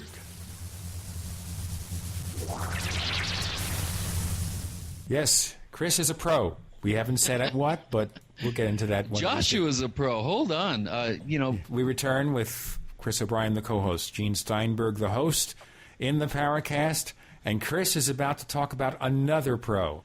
Well, I think we kind of got ahead of ourselves a little bit here, Gene. Joshua, before we go on, and I'm just absolutely fascinated with your depth of knowledge. You're a wonderful bridge between the scientific realm, healthily skeptical but open-minded, and the practical, let's get her done, let's get on the ground, let's really organize people, let's really do the work.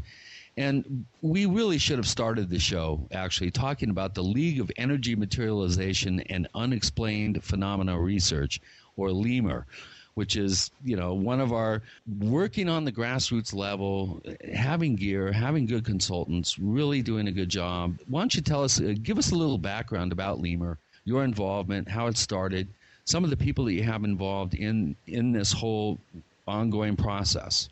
Absolutely. I created LEMUR in 1995, and that's because I realized very quickly that to go out into the field and gather the spectrum of data that would be necessary to look at all the possible variables was going to require people who had much more expertise than myself who could focus on individual areas. And that's one of the great things about paranormal research.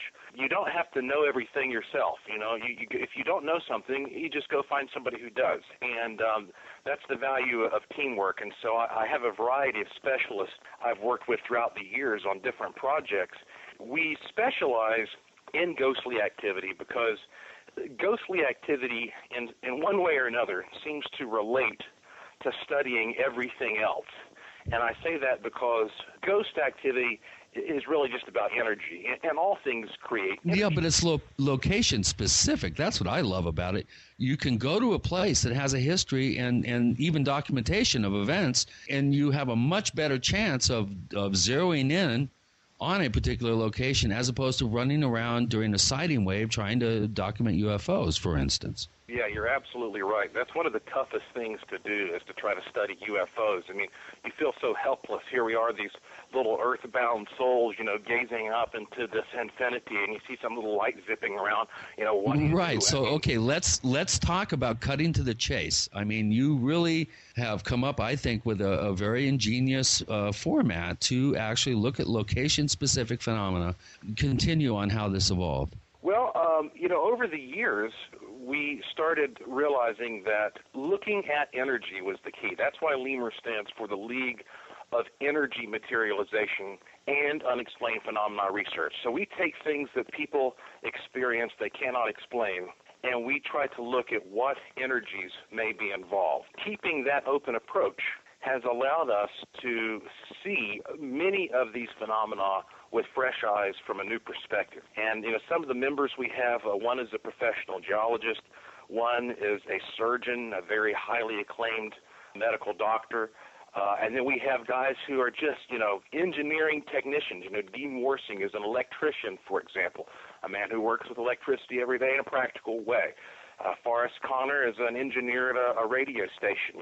He works on a lot of our audio-oriented stuff. And so, you want to put together a group of people who know how to get their hands dirty and also are good communicators. Because 9 times out of 10, the very first step in knowing that a place is worthy of investigation is having someone report it to you.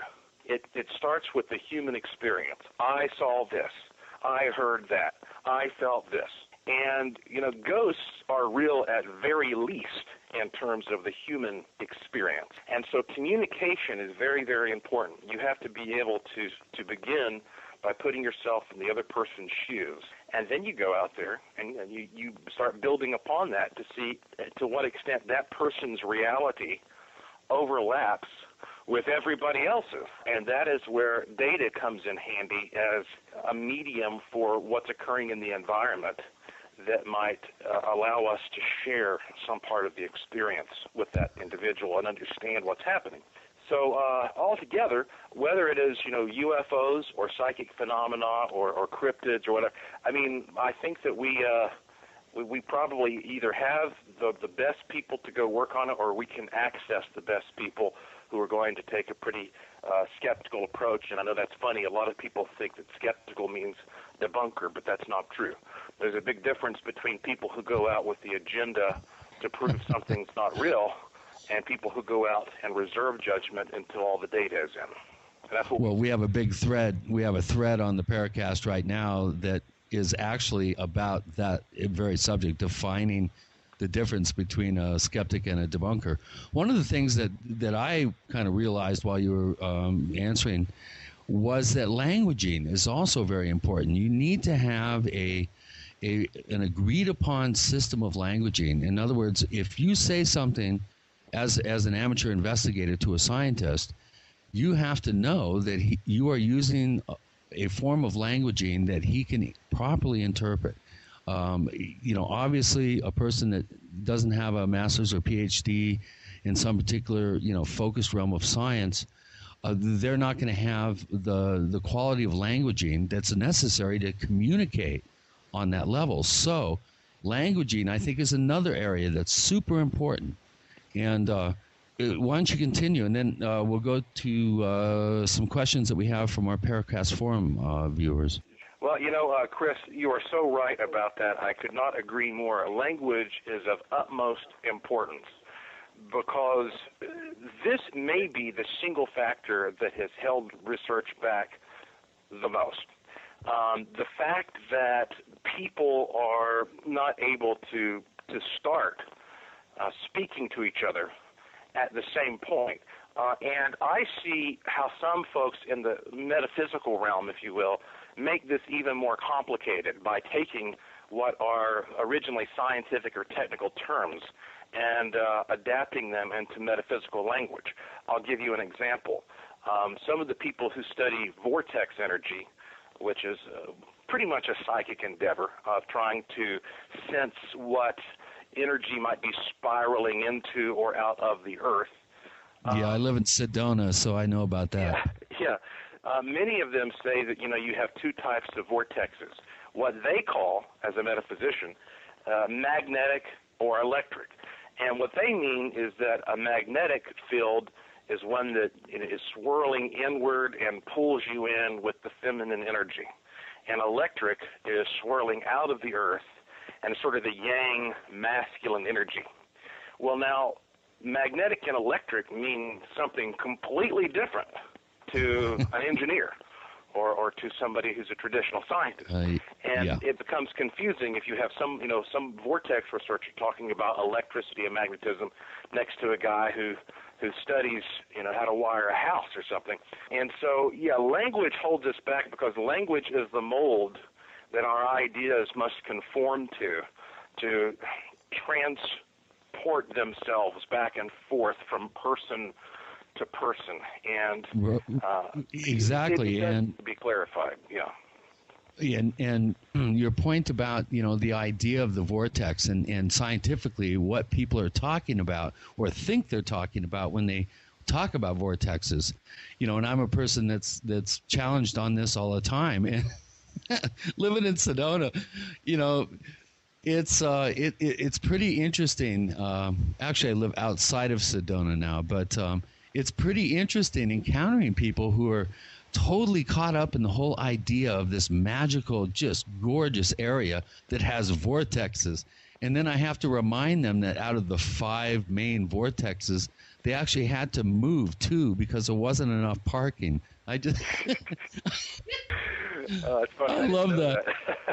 Yeah, well, we should do a whole show on Sedona sometime. I tell you, boy, it could be a real 60 minutes style expose, maybe.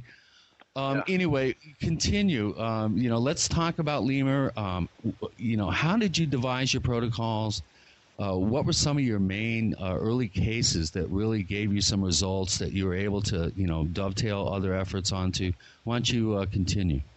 Well, when I was a teenager, I started publishing books. I published my first book when I was 14 or 15. And by the time I was 18, I was working on the first book of Asheville ghost stories. I live in Asheville, North Carolina. I'll tell you what, you're starting to sound there like Timothy Green Beckley. Yeah. Right, because he was doing that at 11, 12 years old. We'll get into that background in a moment. We have Joshua P. Warren. We've been exploring on doing the paranormal research game on the cheap, the MacGyver way, and lots more. I'm Gene Steinberg. The co-host is Chris O'Brien. You're in Paracast Pro.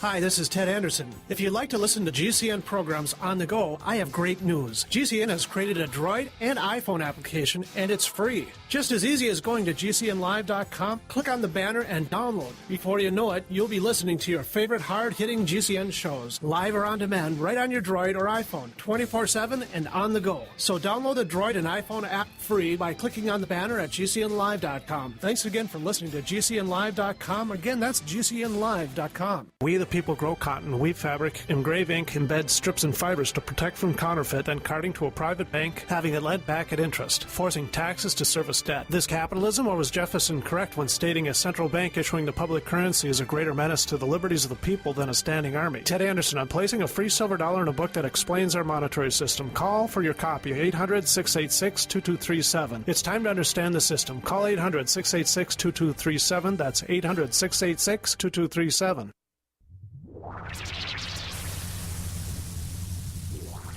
Welcome back to the Paracast, the gold standard of paranormal radio. And now, here's Gene Steinberg.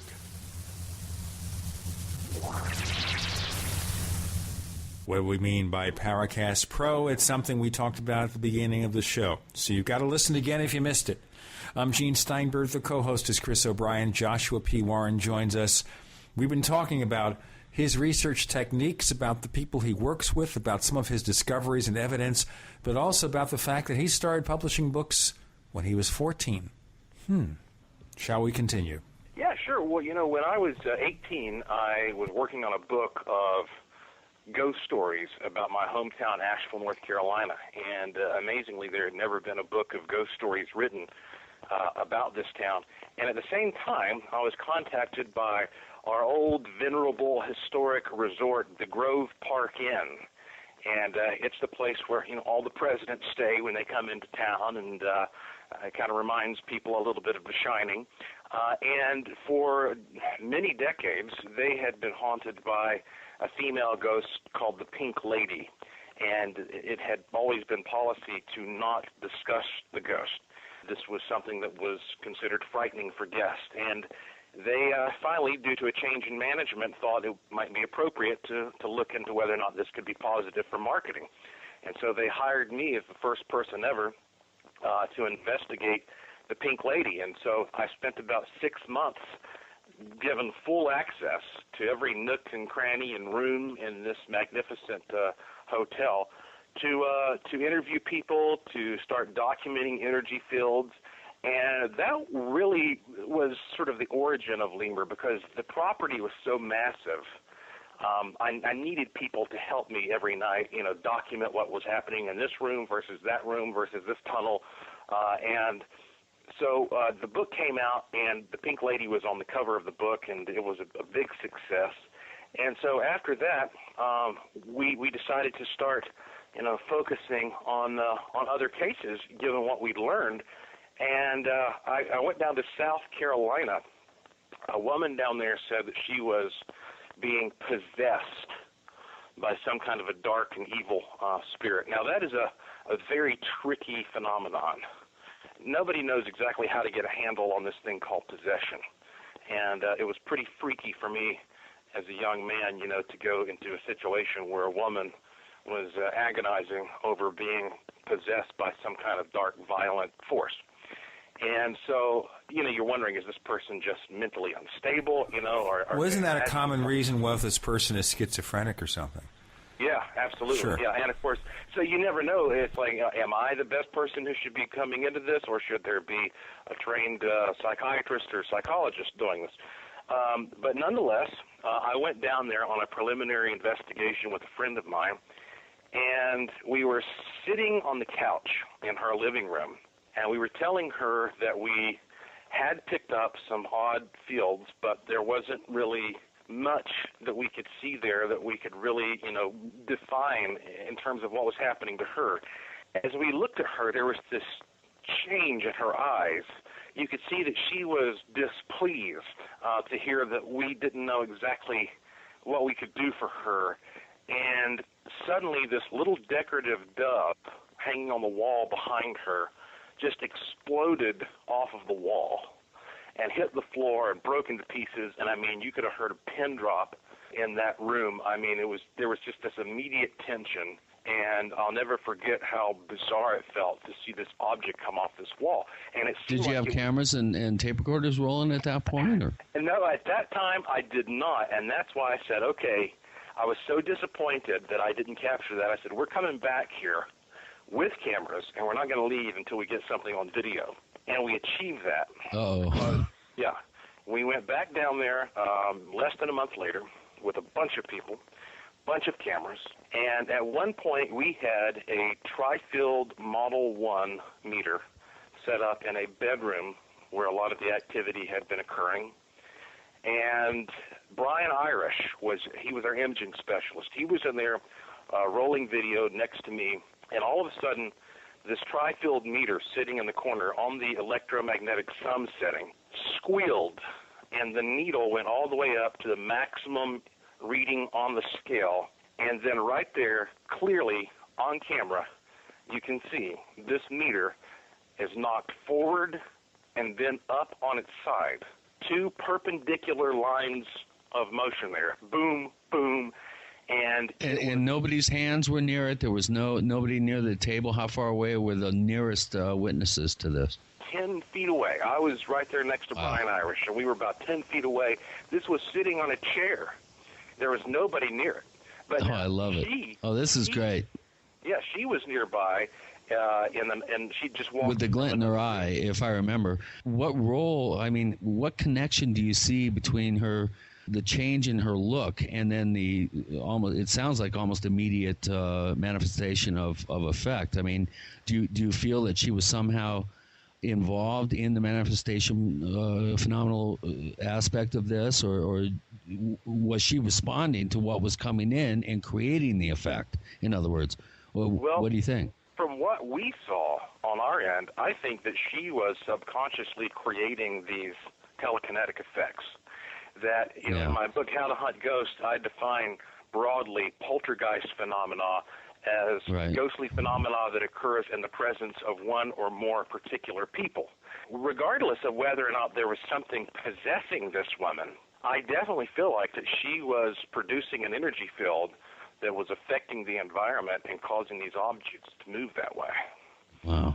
I mean, if I was starting out in the position that you were at that time in your process and had a case like that, that would really make me take a step back and be really careful how I interpreted data from subsequent investigations, which obviously, Joshua, that's what you've done. Speaking with you briefly when I met you in Sedona, and then speaking with Micah, who has worked with you closely over the years as a protege of sorts, I'm really impressed with the work that you guys are doing down there. And your new book, I think, is a perfect tool for an aspiring investigator to get involved in this, organize, really learn, do your research, get up to speed, create a common, maybe primitive languaging scientifically so that you can approach scientists, know how to talk to them about your data, get them involved in your process, get some legitimacy.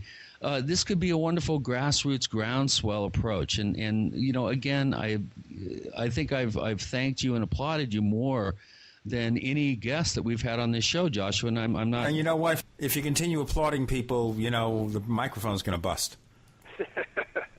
Well, that is just wonderful, because to me, that was what was important. That was the intention, because I feel like that if you just give people a simple access point so that they can just take what they already have and go out there and see firsthand for themselves that these effects are tangible, that they are palpable, that there is something here to investigate, then they will have the enthusiasm and the piqued curiosity needed to determine how much further to go in the field. And I have no doubt that in 10 years you'll be interviewing somebody who has discovered something fantastic, and he'll say, yeah, I didn't know anything about this, but, I got this poor man's paranormal, and I learned a few techniques, and that started me, and that's all I want, is to get people started simply down the right path. Yeah, like a former co-host on the show said to me on my first appearance here as a guest, you got it. Oh, man. Don't lose it, because I understand it's contagious, this disease. Yeah, I'm loving it. This is great. Everybody on the forums, take notes, and I want to hear it after class what you think. We're going to see after this show comes out, probably when you get back from your investigative trip, Chris, exactly what our listeners thought about it, whether they have better ideas, because we need better ideas, not just I don't believe that. I don't buy any of that. Go away, leave me alone. Because what's the point of the show if we're not going to make people curious, have intriguing mysteries, that sort of thing? Joshua P. Warren presenting Intriguing Mysteries, How to Explore the Paranormal on the Cheap. The co-host is Chris O'Brien. I'm Gene Steinberg. You're in Paracast.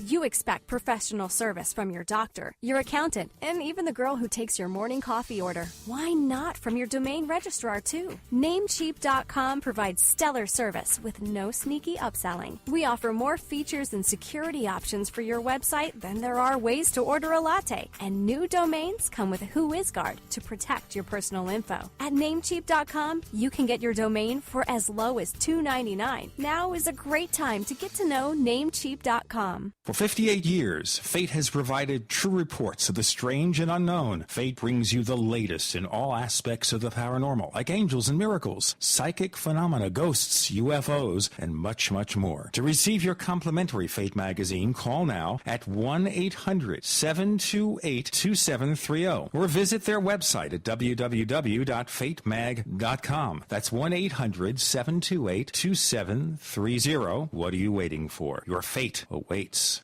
When making important financial decisions, you should always know the facts. That's why Midas Resources is willing to pay you to read the facts. Midas Resources, a team of hand-picked financial specialists with decades of financial experience who are ready to provide you with state-of-the-art, up-to-date financial services. Midas Resources offers a host of services and stands behind their products. In fact, if you call and order their free Midas report, Midas Resources will pay you. This detailed report will provide you with financial history on the safest and most profitable areas to invest in. If you read the report, Midas Resources will send you a free Walking Liberty silver $50. So what are you waiting for? Get the facts and call Midas Resources toll free at 888-292-2709. That's 888-292-2709. And remember, if you read the Midas report, you'll receive a free Walking Liberty silver $50.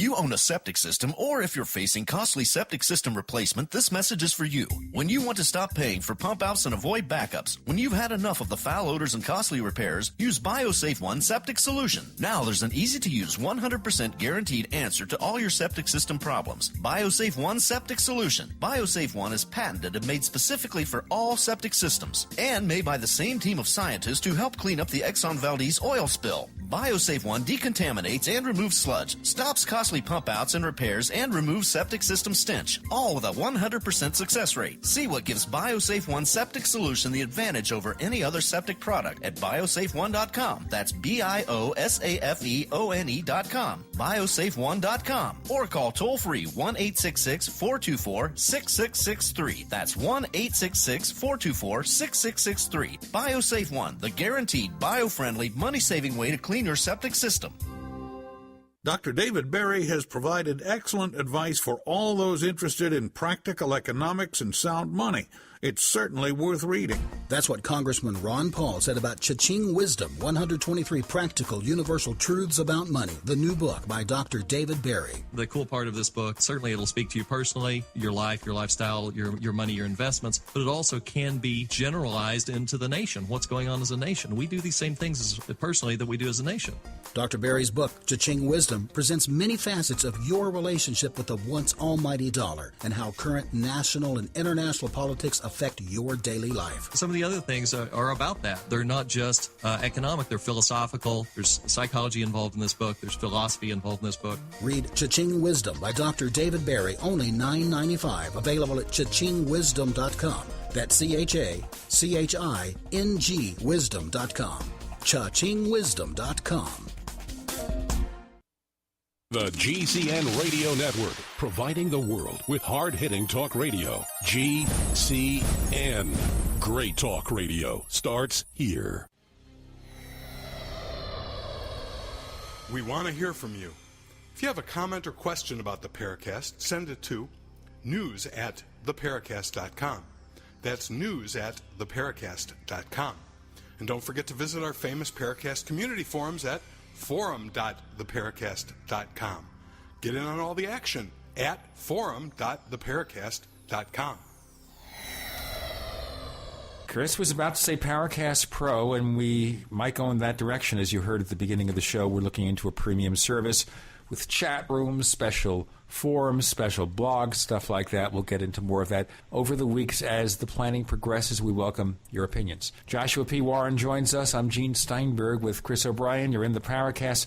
Chris, have we gotten to a point yet when we could start asking questions from our listeners? Unfortunately, because Joshua was announced as a guest with only a couple of days of warning, we haven't had a chance to really, accumulate the number of questions we normally do. But one thing that was actually I had a question about, and somebody pointed up, Tider 001 pointed out that there is a ghost investigator team, of course, who are famous for their work at the Amityville Horror, Ed and Lorraine Warren. Is there any relation? Is that like Uncle Ed or Aunt Lorraine? Are you related to them, and have you worked with them at all? No, actually, I'm asked that question quite often, but there is no relation. I did meet Lorraine Warren a couple years ago. She's a very sweet lady. I met her at a conference, and a few times I have interviewed John Zaffis, whom I believe might be their nephew or something like that, on my radio program. But nope, no relation, just one of those names that apparently attracts the paranormal. We have a Frank Warren, too, who's a UFO investigator. Yeah. Okay, yeah, you're not right. related to him either. Nope, no relation. Okay. I'm the only one in the family. Okay. The black sheep, as it were.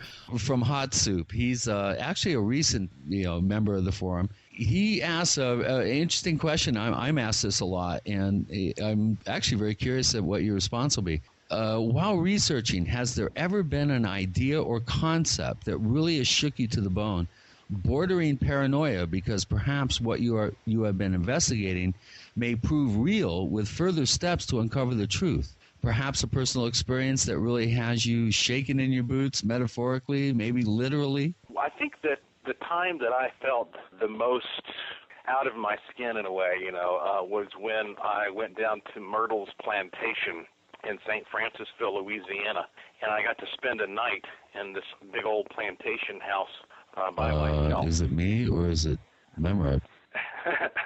And I was in the General David Bradford suite, and there was no television, no telephone. I mean, the only way you would know you weren't living in the 1700s was, they had electrical lights and there was a toilet. Other than that, I mean, I couldn't get a good cell phone signal, and it was storming like crazy outside. And about 10 o'clock at night, something started pounding on my wall. I knew that I was the only person there, but I went out and checked and made sure, and nobody else was there. And I had my video camera rolling, and I walked back inside. I said, "Is there someone here?" Boom, boom, boom. And it came again on the wall. And even then I said, "If there is someone in this room, will you please do that again?" Boom, boom, boom.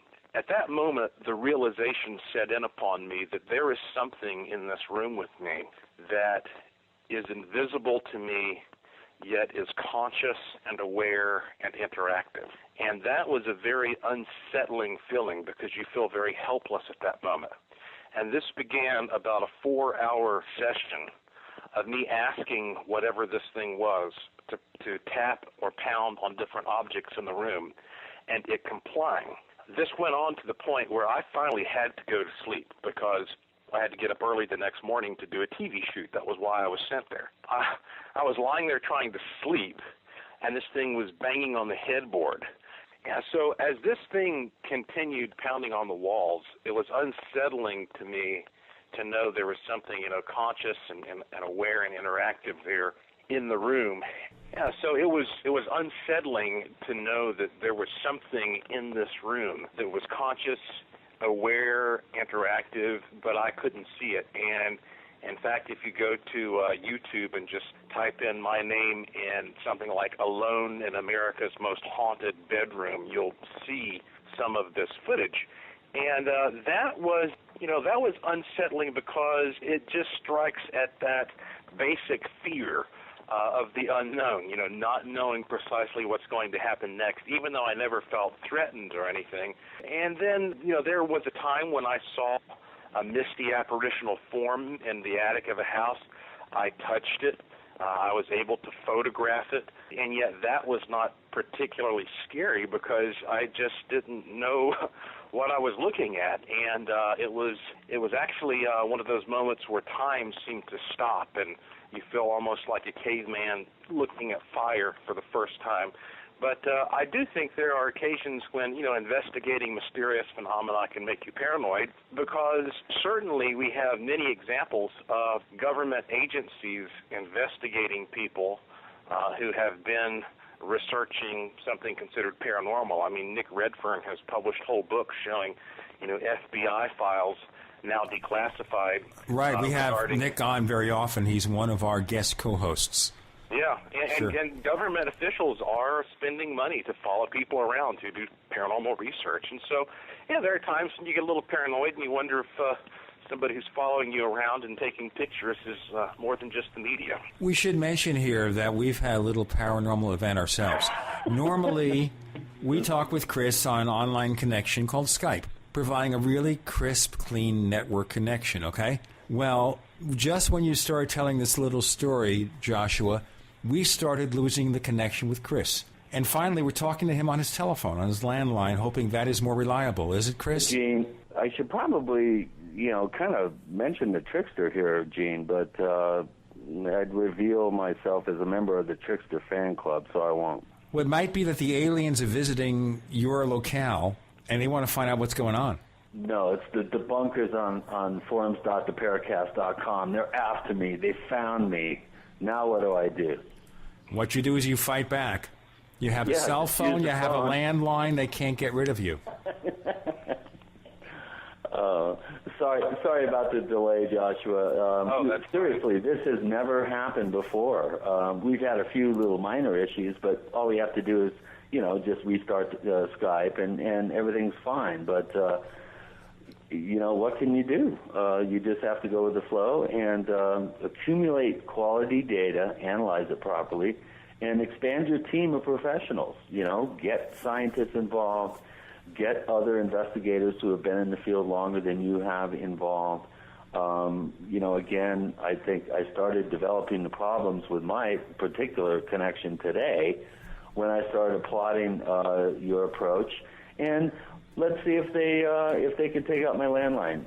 Joshua, really, again, I've said this more times on this program than any others. This is really important work that you're doing. You're an absolute inspiration to me and others. The more word we can get out about this very effective grassroots approach, at least effective sounding in its design, I think the quicker we're going to move this whole ball down the field. I really do. And we're going to move this whole ball down the field a little bit more. We're talking to Joshua P. Warren. The co-host is Chris O'Brien. I'm Gene Steinberg, and this disembodied person is going to say this is...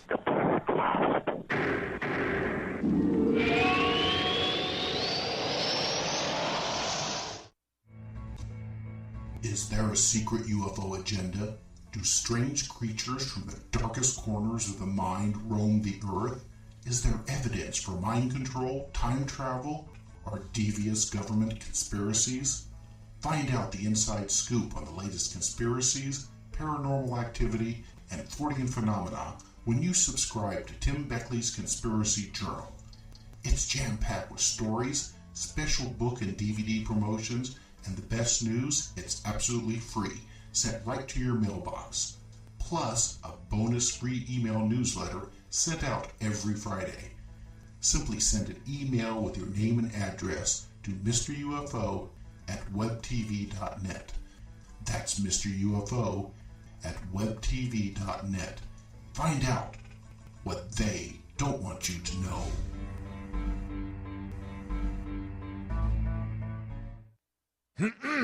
Sore throat? Spray that with Dermatol. Diaper rash? Spray that with Dermatol. Ouch! Burn or cut? Spray that with Dermatol for shockingly fast relief. If you had room for only one first aid product in your preparedness kit, you need Dermatol because it works on almost every skin irritation or injury.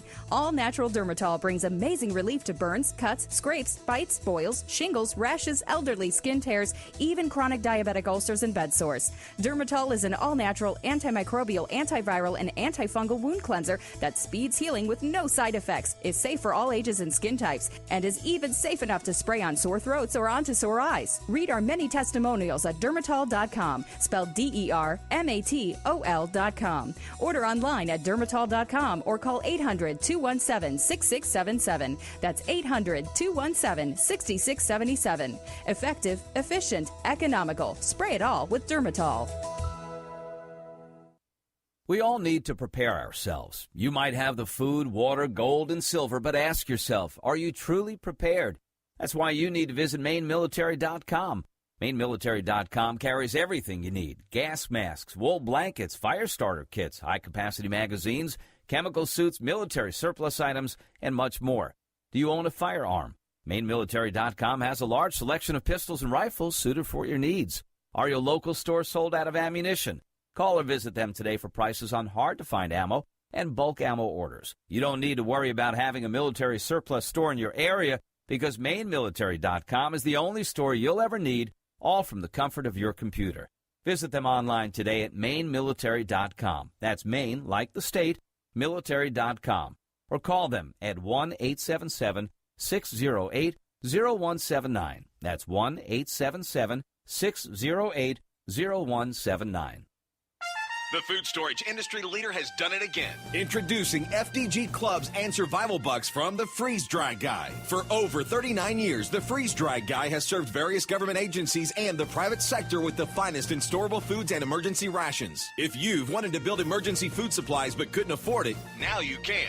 Go to freezedryguy.com, click on products, and look for the Freeze Dry Guy Clubs to pay as you go. Now you can build food storage without going into debt. Choose from a payment range of $95 to $450 per month. Our clubs work with everyone's budget. Plus, when you join Freeze Dry Guy Clubs, you'll get additional rewards. For example, this month, get 10% back in Survival Bucks on all purchases in the Freeze Dry Guy product line, plus free shipping within the lower 48 states on any order amount. Hurry, go to freezedryguy.com or call 866-404-3663. That's freezedryguy.com or call 866-404-3663. The Freeze Dry Guy, the best you can buy.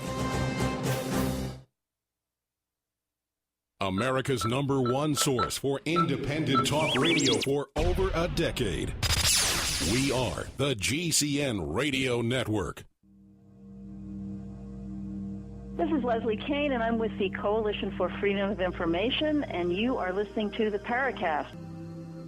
We return, somewhat crippled, but none the worse for wear. Every time Chris O'Brien, our co-host on the Paracast, attempts to communicate with us via his normal network method, he's knocked offline. So we're struggling with a traditional landline, but then we're talking with Joshua P. Warren, our guest, on the phone. Chris, any more questions from our Paracast forum? The two questions that we had related, the first two questions related to Ed and Lorraine Warren. The second question was, what was that instance in your investigative process early on that sort of that changed your view of what you were dealing with? I have mine. I know a lot of investigators have theirs. What investigations have inspired you to follow up hypotheses or, sort of suspicions that you have about what you're dealing with out there in the field? I mean, has there been a crucial case that's given you that replication of data, for instance? You want to take that one? Yeah, well, I so far have not seen a case that has reliably given me the evidence to say, if you go into this back bedroom on November 3rd at midnight, old man Withers will glide forth from the closet. I'm waiting for that. But in the meantime, I certainly have found that there are certain factors that are valuable. I mean, humidity plays a role in many of these cases. It does. And the change of humidity, weather systems like low pressure coming into high pressure, or vice versa, and that change of humidity, I found, not only produces wind, which doesn't blow, by the way, listeners, it sucks. It also it creates a very interesting electrical environment occasionally, especially in desert areas where lowering of humidity will give you the more potential for static discharge and other things. Why don't you continue? You're down in the southeast where humidity is an ever-present thing. I'm in the desert where we kind of aspire towards humidity. What do you find in terms of humidity in a humid environment? Well, it's funny because, for example, right now I'm talking to you in Asheville, North Carolina, and it's 50% humidity in my house. And that's pretty substantial. And you find that, in an area like western North Carolina that is mountainous and wooded, most of the activity seems to pick up when the humidity gets low, say 30% or below. Now, of course, out in Arizona, there are many occasions when it's, 10 or 15%. So, that enhances it. But what's odd is that there are some places where it can be extremely humid, and yet the activity is still prevalent, like in New Orleans, or in Puerto Rico. Automatically spring to mind. Yeah, and the way to understand that is very simple. Generally speaking, the lower the humidity, the lower the amount of energy can be for the electrical manifestation to occur. But the higher the humidity, the more powerful the manifestation must be to occur. And like a lightning bolt coming from a low pressure system with lots of humidity, and the interaction between dry and wet, for instance, in a catastrophic sense, produces hurricanes, and it produces more specifically tornadoes, which have been ravaging the southeast and parts of the Midwest here the last week or two. So what you're suggesting then is that if we can detect these minute changes in a location-specific environment, we may be able to anticipate manifestations of what are considered paranormal effects. Yeah, absolutely. If you're going to be able to measure something happening at a location that has a lot of humidity, that's a powerful manifestation. And so it's going to be very easy to pick it up and a lot more if you can lower the humidity at that area. And so frequently when I go into a haunted place, I will request that the air conditioning or whatever else be turned on so the humidity is lowered. Right. And also I'll bring in electrostatic devices like Van de Graaff machines or Wimshurst generators to start mixing up the ions in the air. And have you ever tried using an ozonator, like those commercial odor removers, those big ozone units that you can rent, and they say, don't be in the room while this thing's operating? Have you ever attempted to do an investigation by ozonating the space, for instance? Yes, I have, and those are great as well. I mean, they're not as good as a Van de Graaff machine, but they're a lot easier to use. I mean, for somebody who's not familiar with how to use a mechanical electrostatics device, especially a scary one like that. I mean, you'd feel like you're Count Dracula or something, or Frankenstein. I'm frequently accused of that, being Dr. Frankenstein.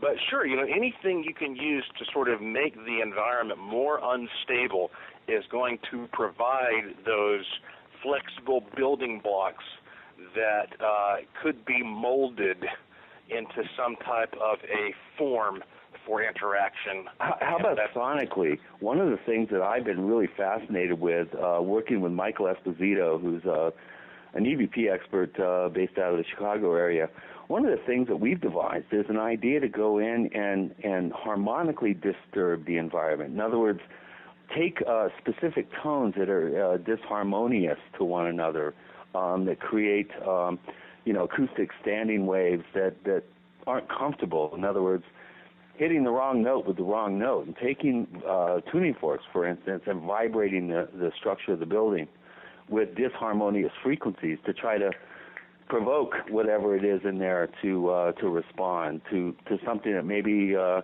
it's not within the flow. I mean, I know emotional situations with investigators where there's anger, where there's any sort of friction, for instance, has a tendency in cases to provoke something to happen, and that's popularized and sensationalized on TV with the many plethora of ghost shows out there. But have you ever tried acoustic disharmony generation? For instance, going into a tuberculosis hospital and flicking Bic lighters or broadcasting the sounds of iron lung machines, things that run counter to what you would intuitively think is operative there. Have you tried any acoustic type experiments?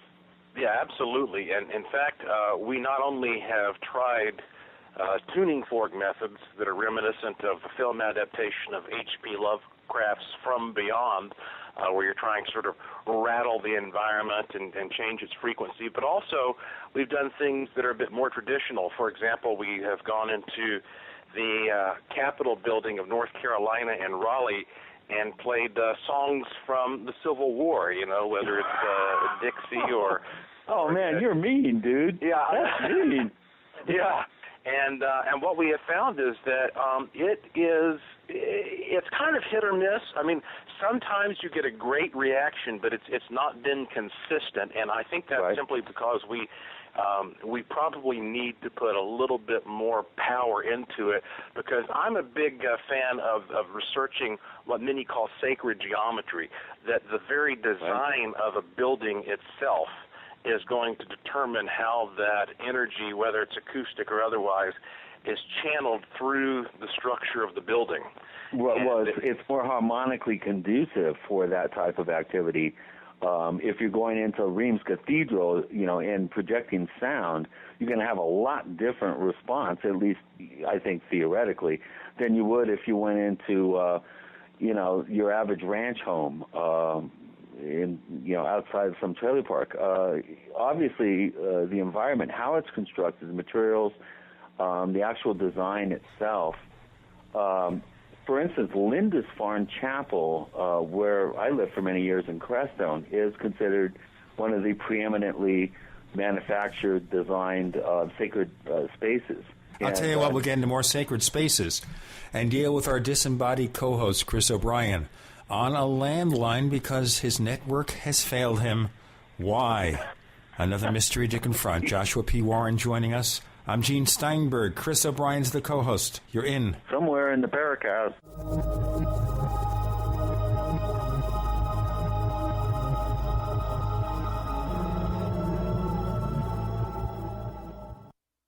Graphic Converter is the image manipulation tool for the rest of us. It does not use any database. You get full control of all your files. Want to view the images of a folder? Drag it into Graphic Converter, and a powerful browser opens up to show your image files. You could use it for slideshows. You could use it to import images from digital cameras or from scanners. Need to do some image editing? You can do that too in Graphic Converter. Also print catalogs. Convert from so many formats I can't even list them. Download now to see if Graphic Converter is good for you, like 1.5 million other users. Guess what? You could save money when you buy Graphic Converter. Use the coupon code NIGHTOWL. Use the coupon code NIGHTOWL to get a special price for Graphic Converter. Go to lemkesoft.com. That's Lemke soft.com. Lemkesoft.com. Lemke soft.com. Are you still a traditional smoker? Now experience a new lifestyle and try vaping with e-cigarettes by LeSig. Imagine no ashes, stains, nasty smell, or coughing and hacking. With LeSig e-cigarettes' revolutionary microelectronic technology, rechargeable battery, and unique replaceable cartridge, you'll get all the benefits and satisfaction of smoking without the hazards. Choose your taste from a wide variety of our new American-made vape-free e-liquids at LeSig.com. And LeSig smokes the competition by serving thousands of worldwide customers with real people customer service, fast, free, same-day shipping, and a 30-day warranty and satisfaction guarantee. So are you ready for a new vaping lifestyle? Then call 870-518-4307. That's 870-518-4307. Or visit LeSig.com, spelled LECIG.com. LeSig e-cigarettes for today's modern smoker. We all know that Berkey water purification systems are the most trusted name in water filtration. As an authorized Berkey dealer for over 6 years and serving thousands of satisfied customers, the Berkey Guy offers amazing specials for Berkey water filtration systems. The Berkey Light systems include a set of self-sterilizing and recleanable black purification elements that purify water by removing chlorine, pathogenic bacteria, cysts, and parasites to non-detectable levels and remove harmful chemicals such as herbicides and pesticides. Order the Berkey Light system today, complete with 2 black Berkey elements for only $231, and the Berkey Guy will ship your order free of charge. With the purchase of a Berkey Light, the Berkey Guy is also offering a set of fluoride and arsenic filters for only $39.99. That's over 30% off the retail price. Call the Berkey Guy at 1-877-886-3653. That's 1-877-886-3653. Or order online at GoBerkey.com. That's GoBerkey.com today. Do you suffer from adrenal fatigue? Did you know that mercury from your dental fillings can deposit into your kidneys and adrenals and cause them to lose up to 60% of their functional capacity? I've had first-hand experience with the damage mercury can do to the body. I've made it a life's work to figure out what went wrong after I got 2 large mercury fillings put into my teeth. I also know the most effective means by which the body can remove mercury. It has to do in large part with how well your liver functions and how much glutathione your cells produce. The number one superfood that supports optimal levels of glutathione is cold-processed whey protein from grass-fed cows. One World Whey is unheated whey protein from grass-fed cows. It is the most bioactive, undenatured whey protein on the market. People are reporting health improvements from this one product that I've not seen in 20 years of clinical nutritional practice. Call 888-988-3325. That's 888-988-3325. Or visit oneworldwhey.com. That's oneworld, WHEY.com. Are you tired of searching for great talk radio? Something more important. Search no more. We are the GCN Radio Network.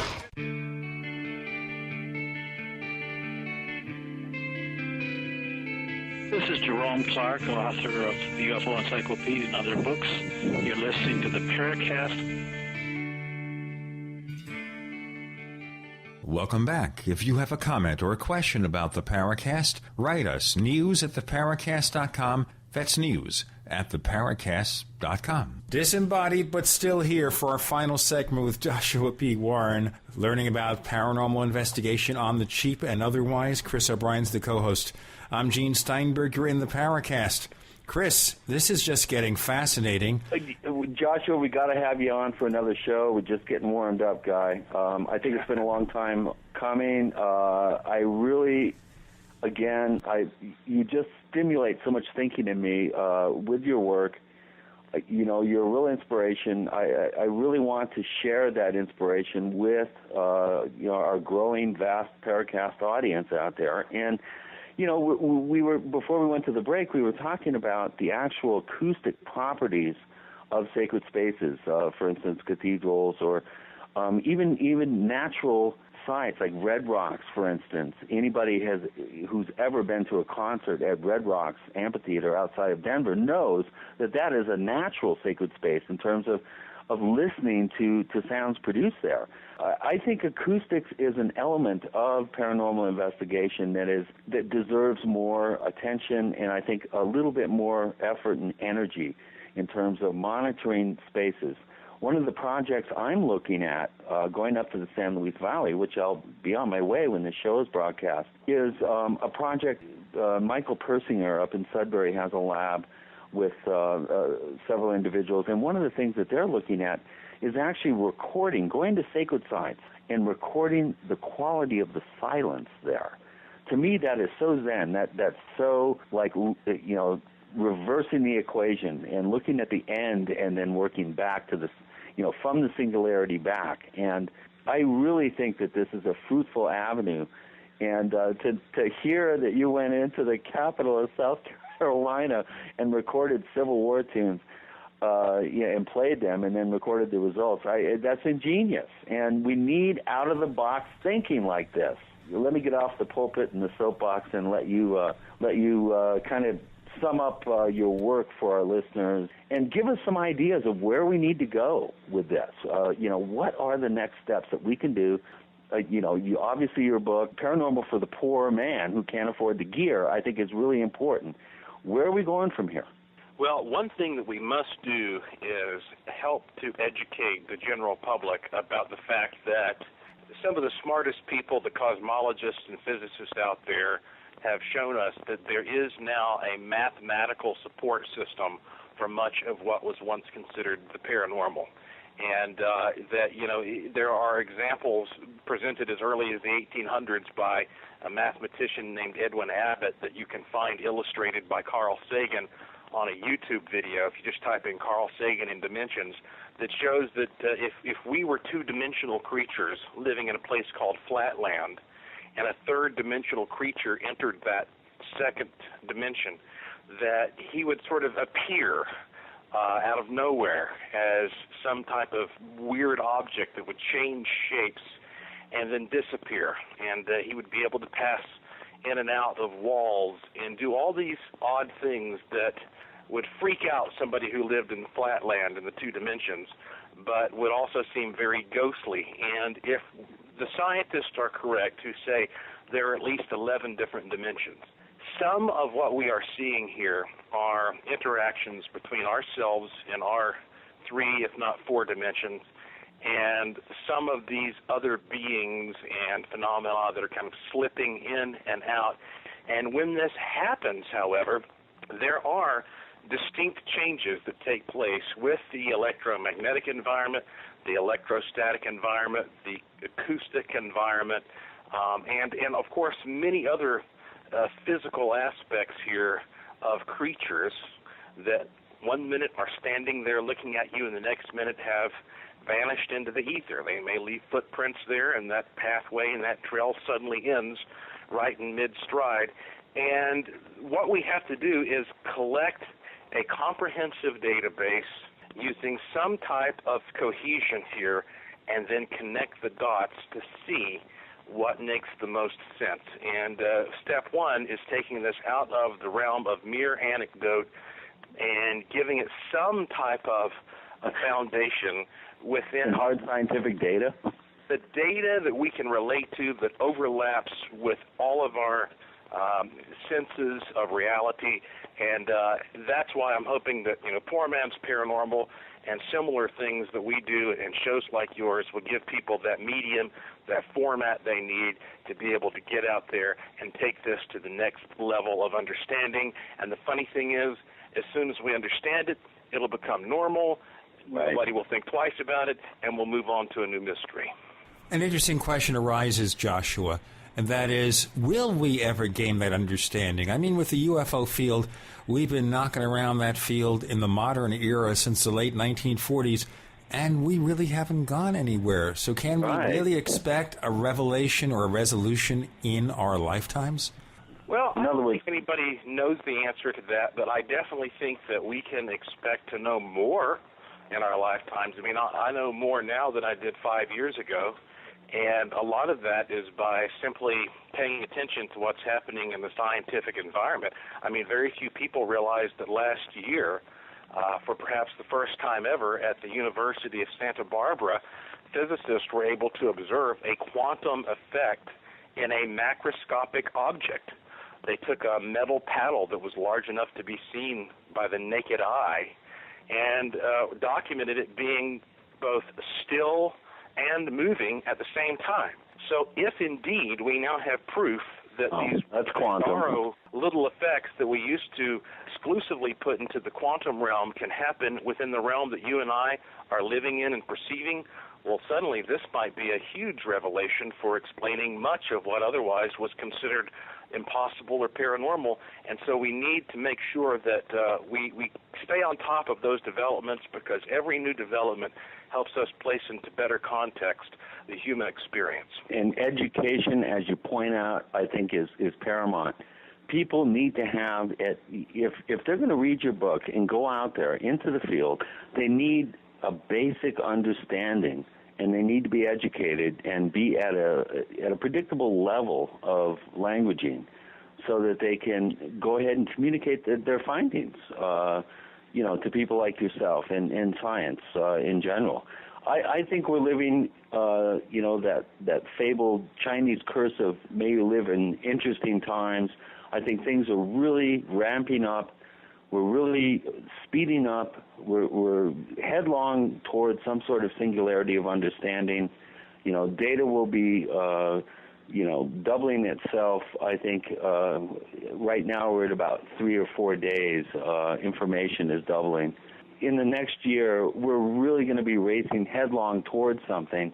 And the more people we have up to speed, educated, and willing to put the little extra time it takes to document their findings into a forum such as the Paracast or such as Lemur and other organizations that are working, under the radar, but really making headway and organizing people in a grassroots way, moving this thing forward, providing solutions to age-old mysteries. At least solutions to investigate these mysteries. I think this is really good.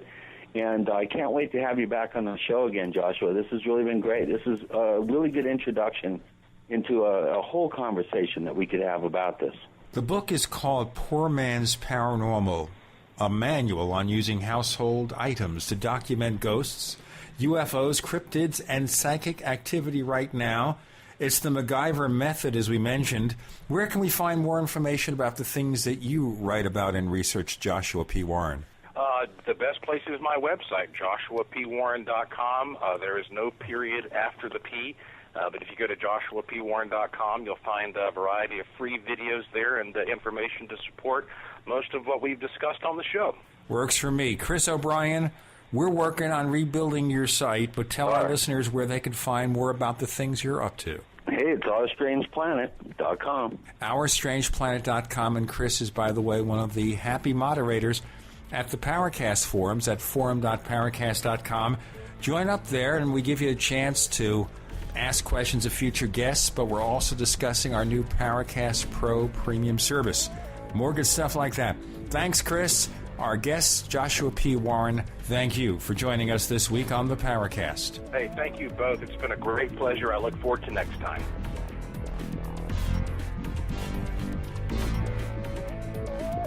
The Paracast is a copyrighted presentation of Making the Impossible Incorporated. Tune in next week for a new adventure in The Paracast.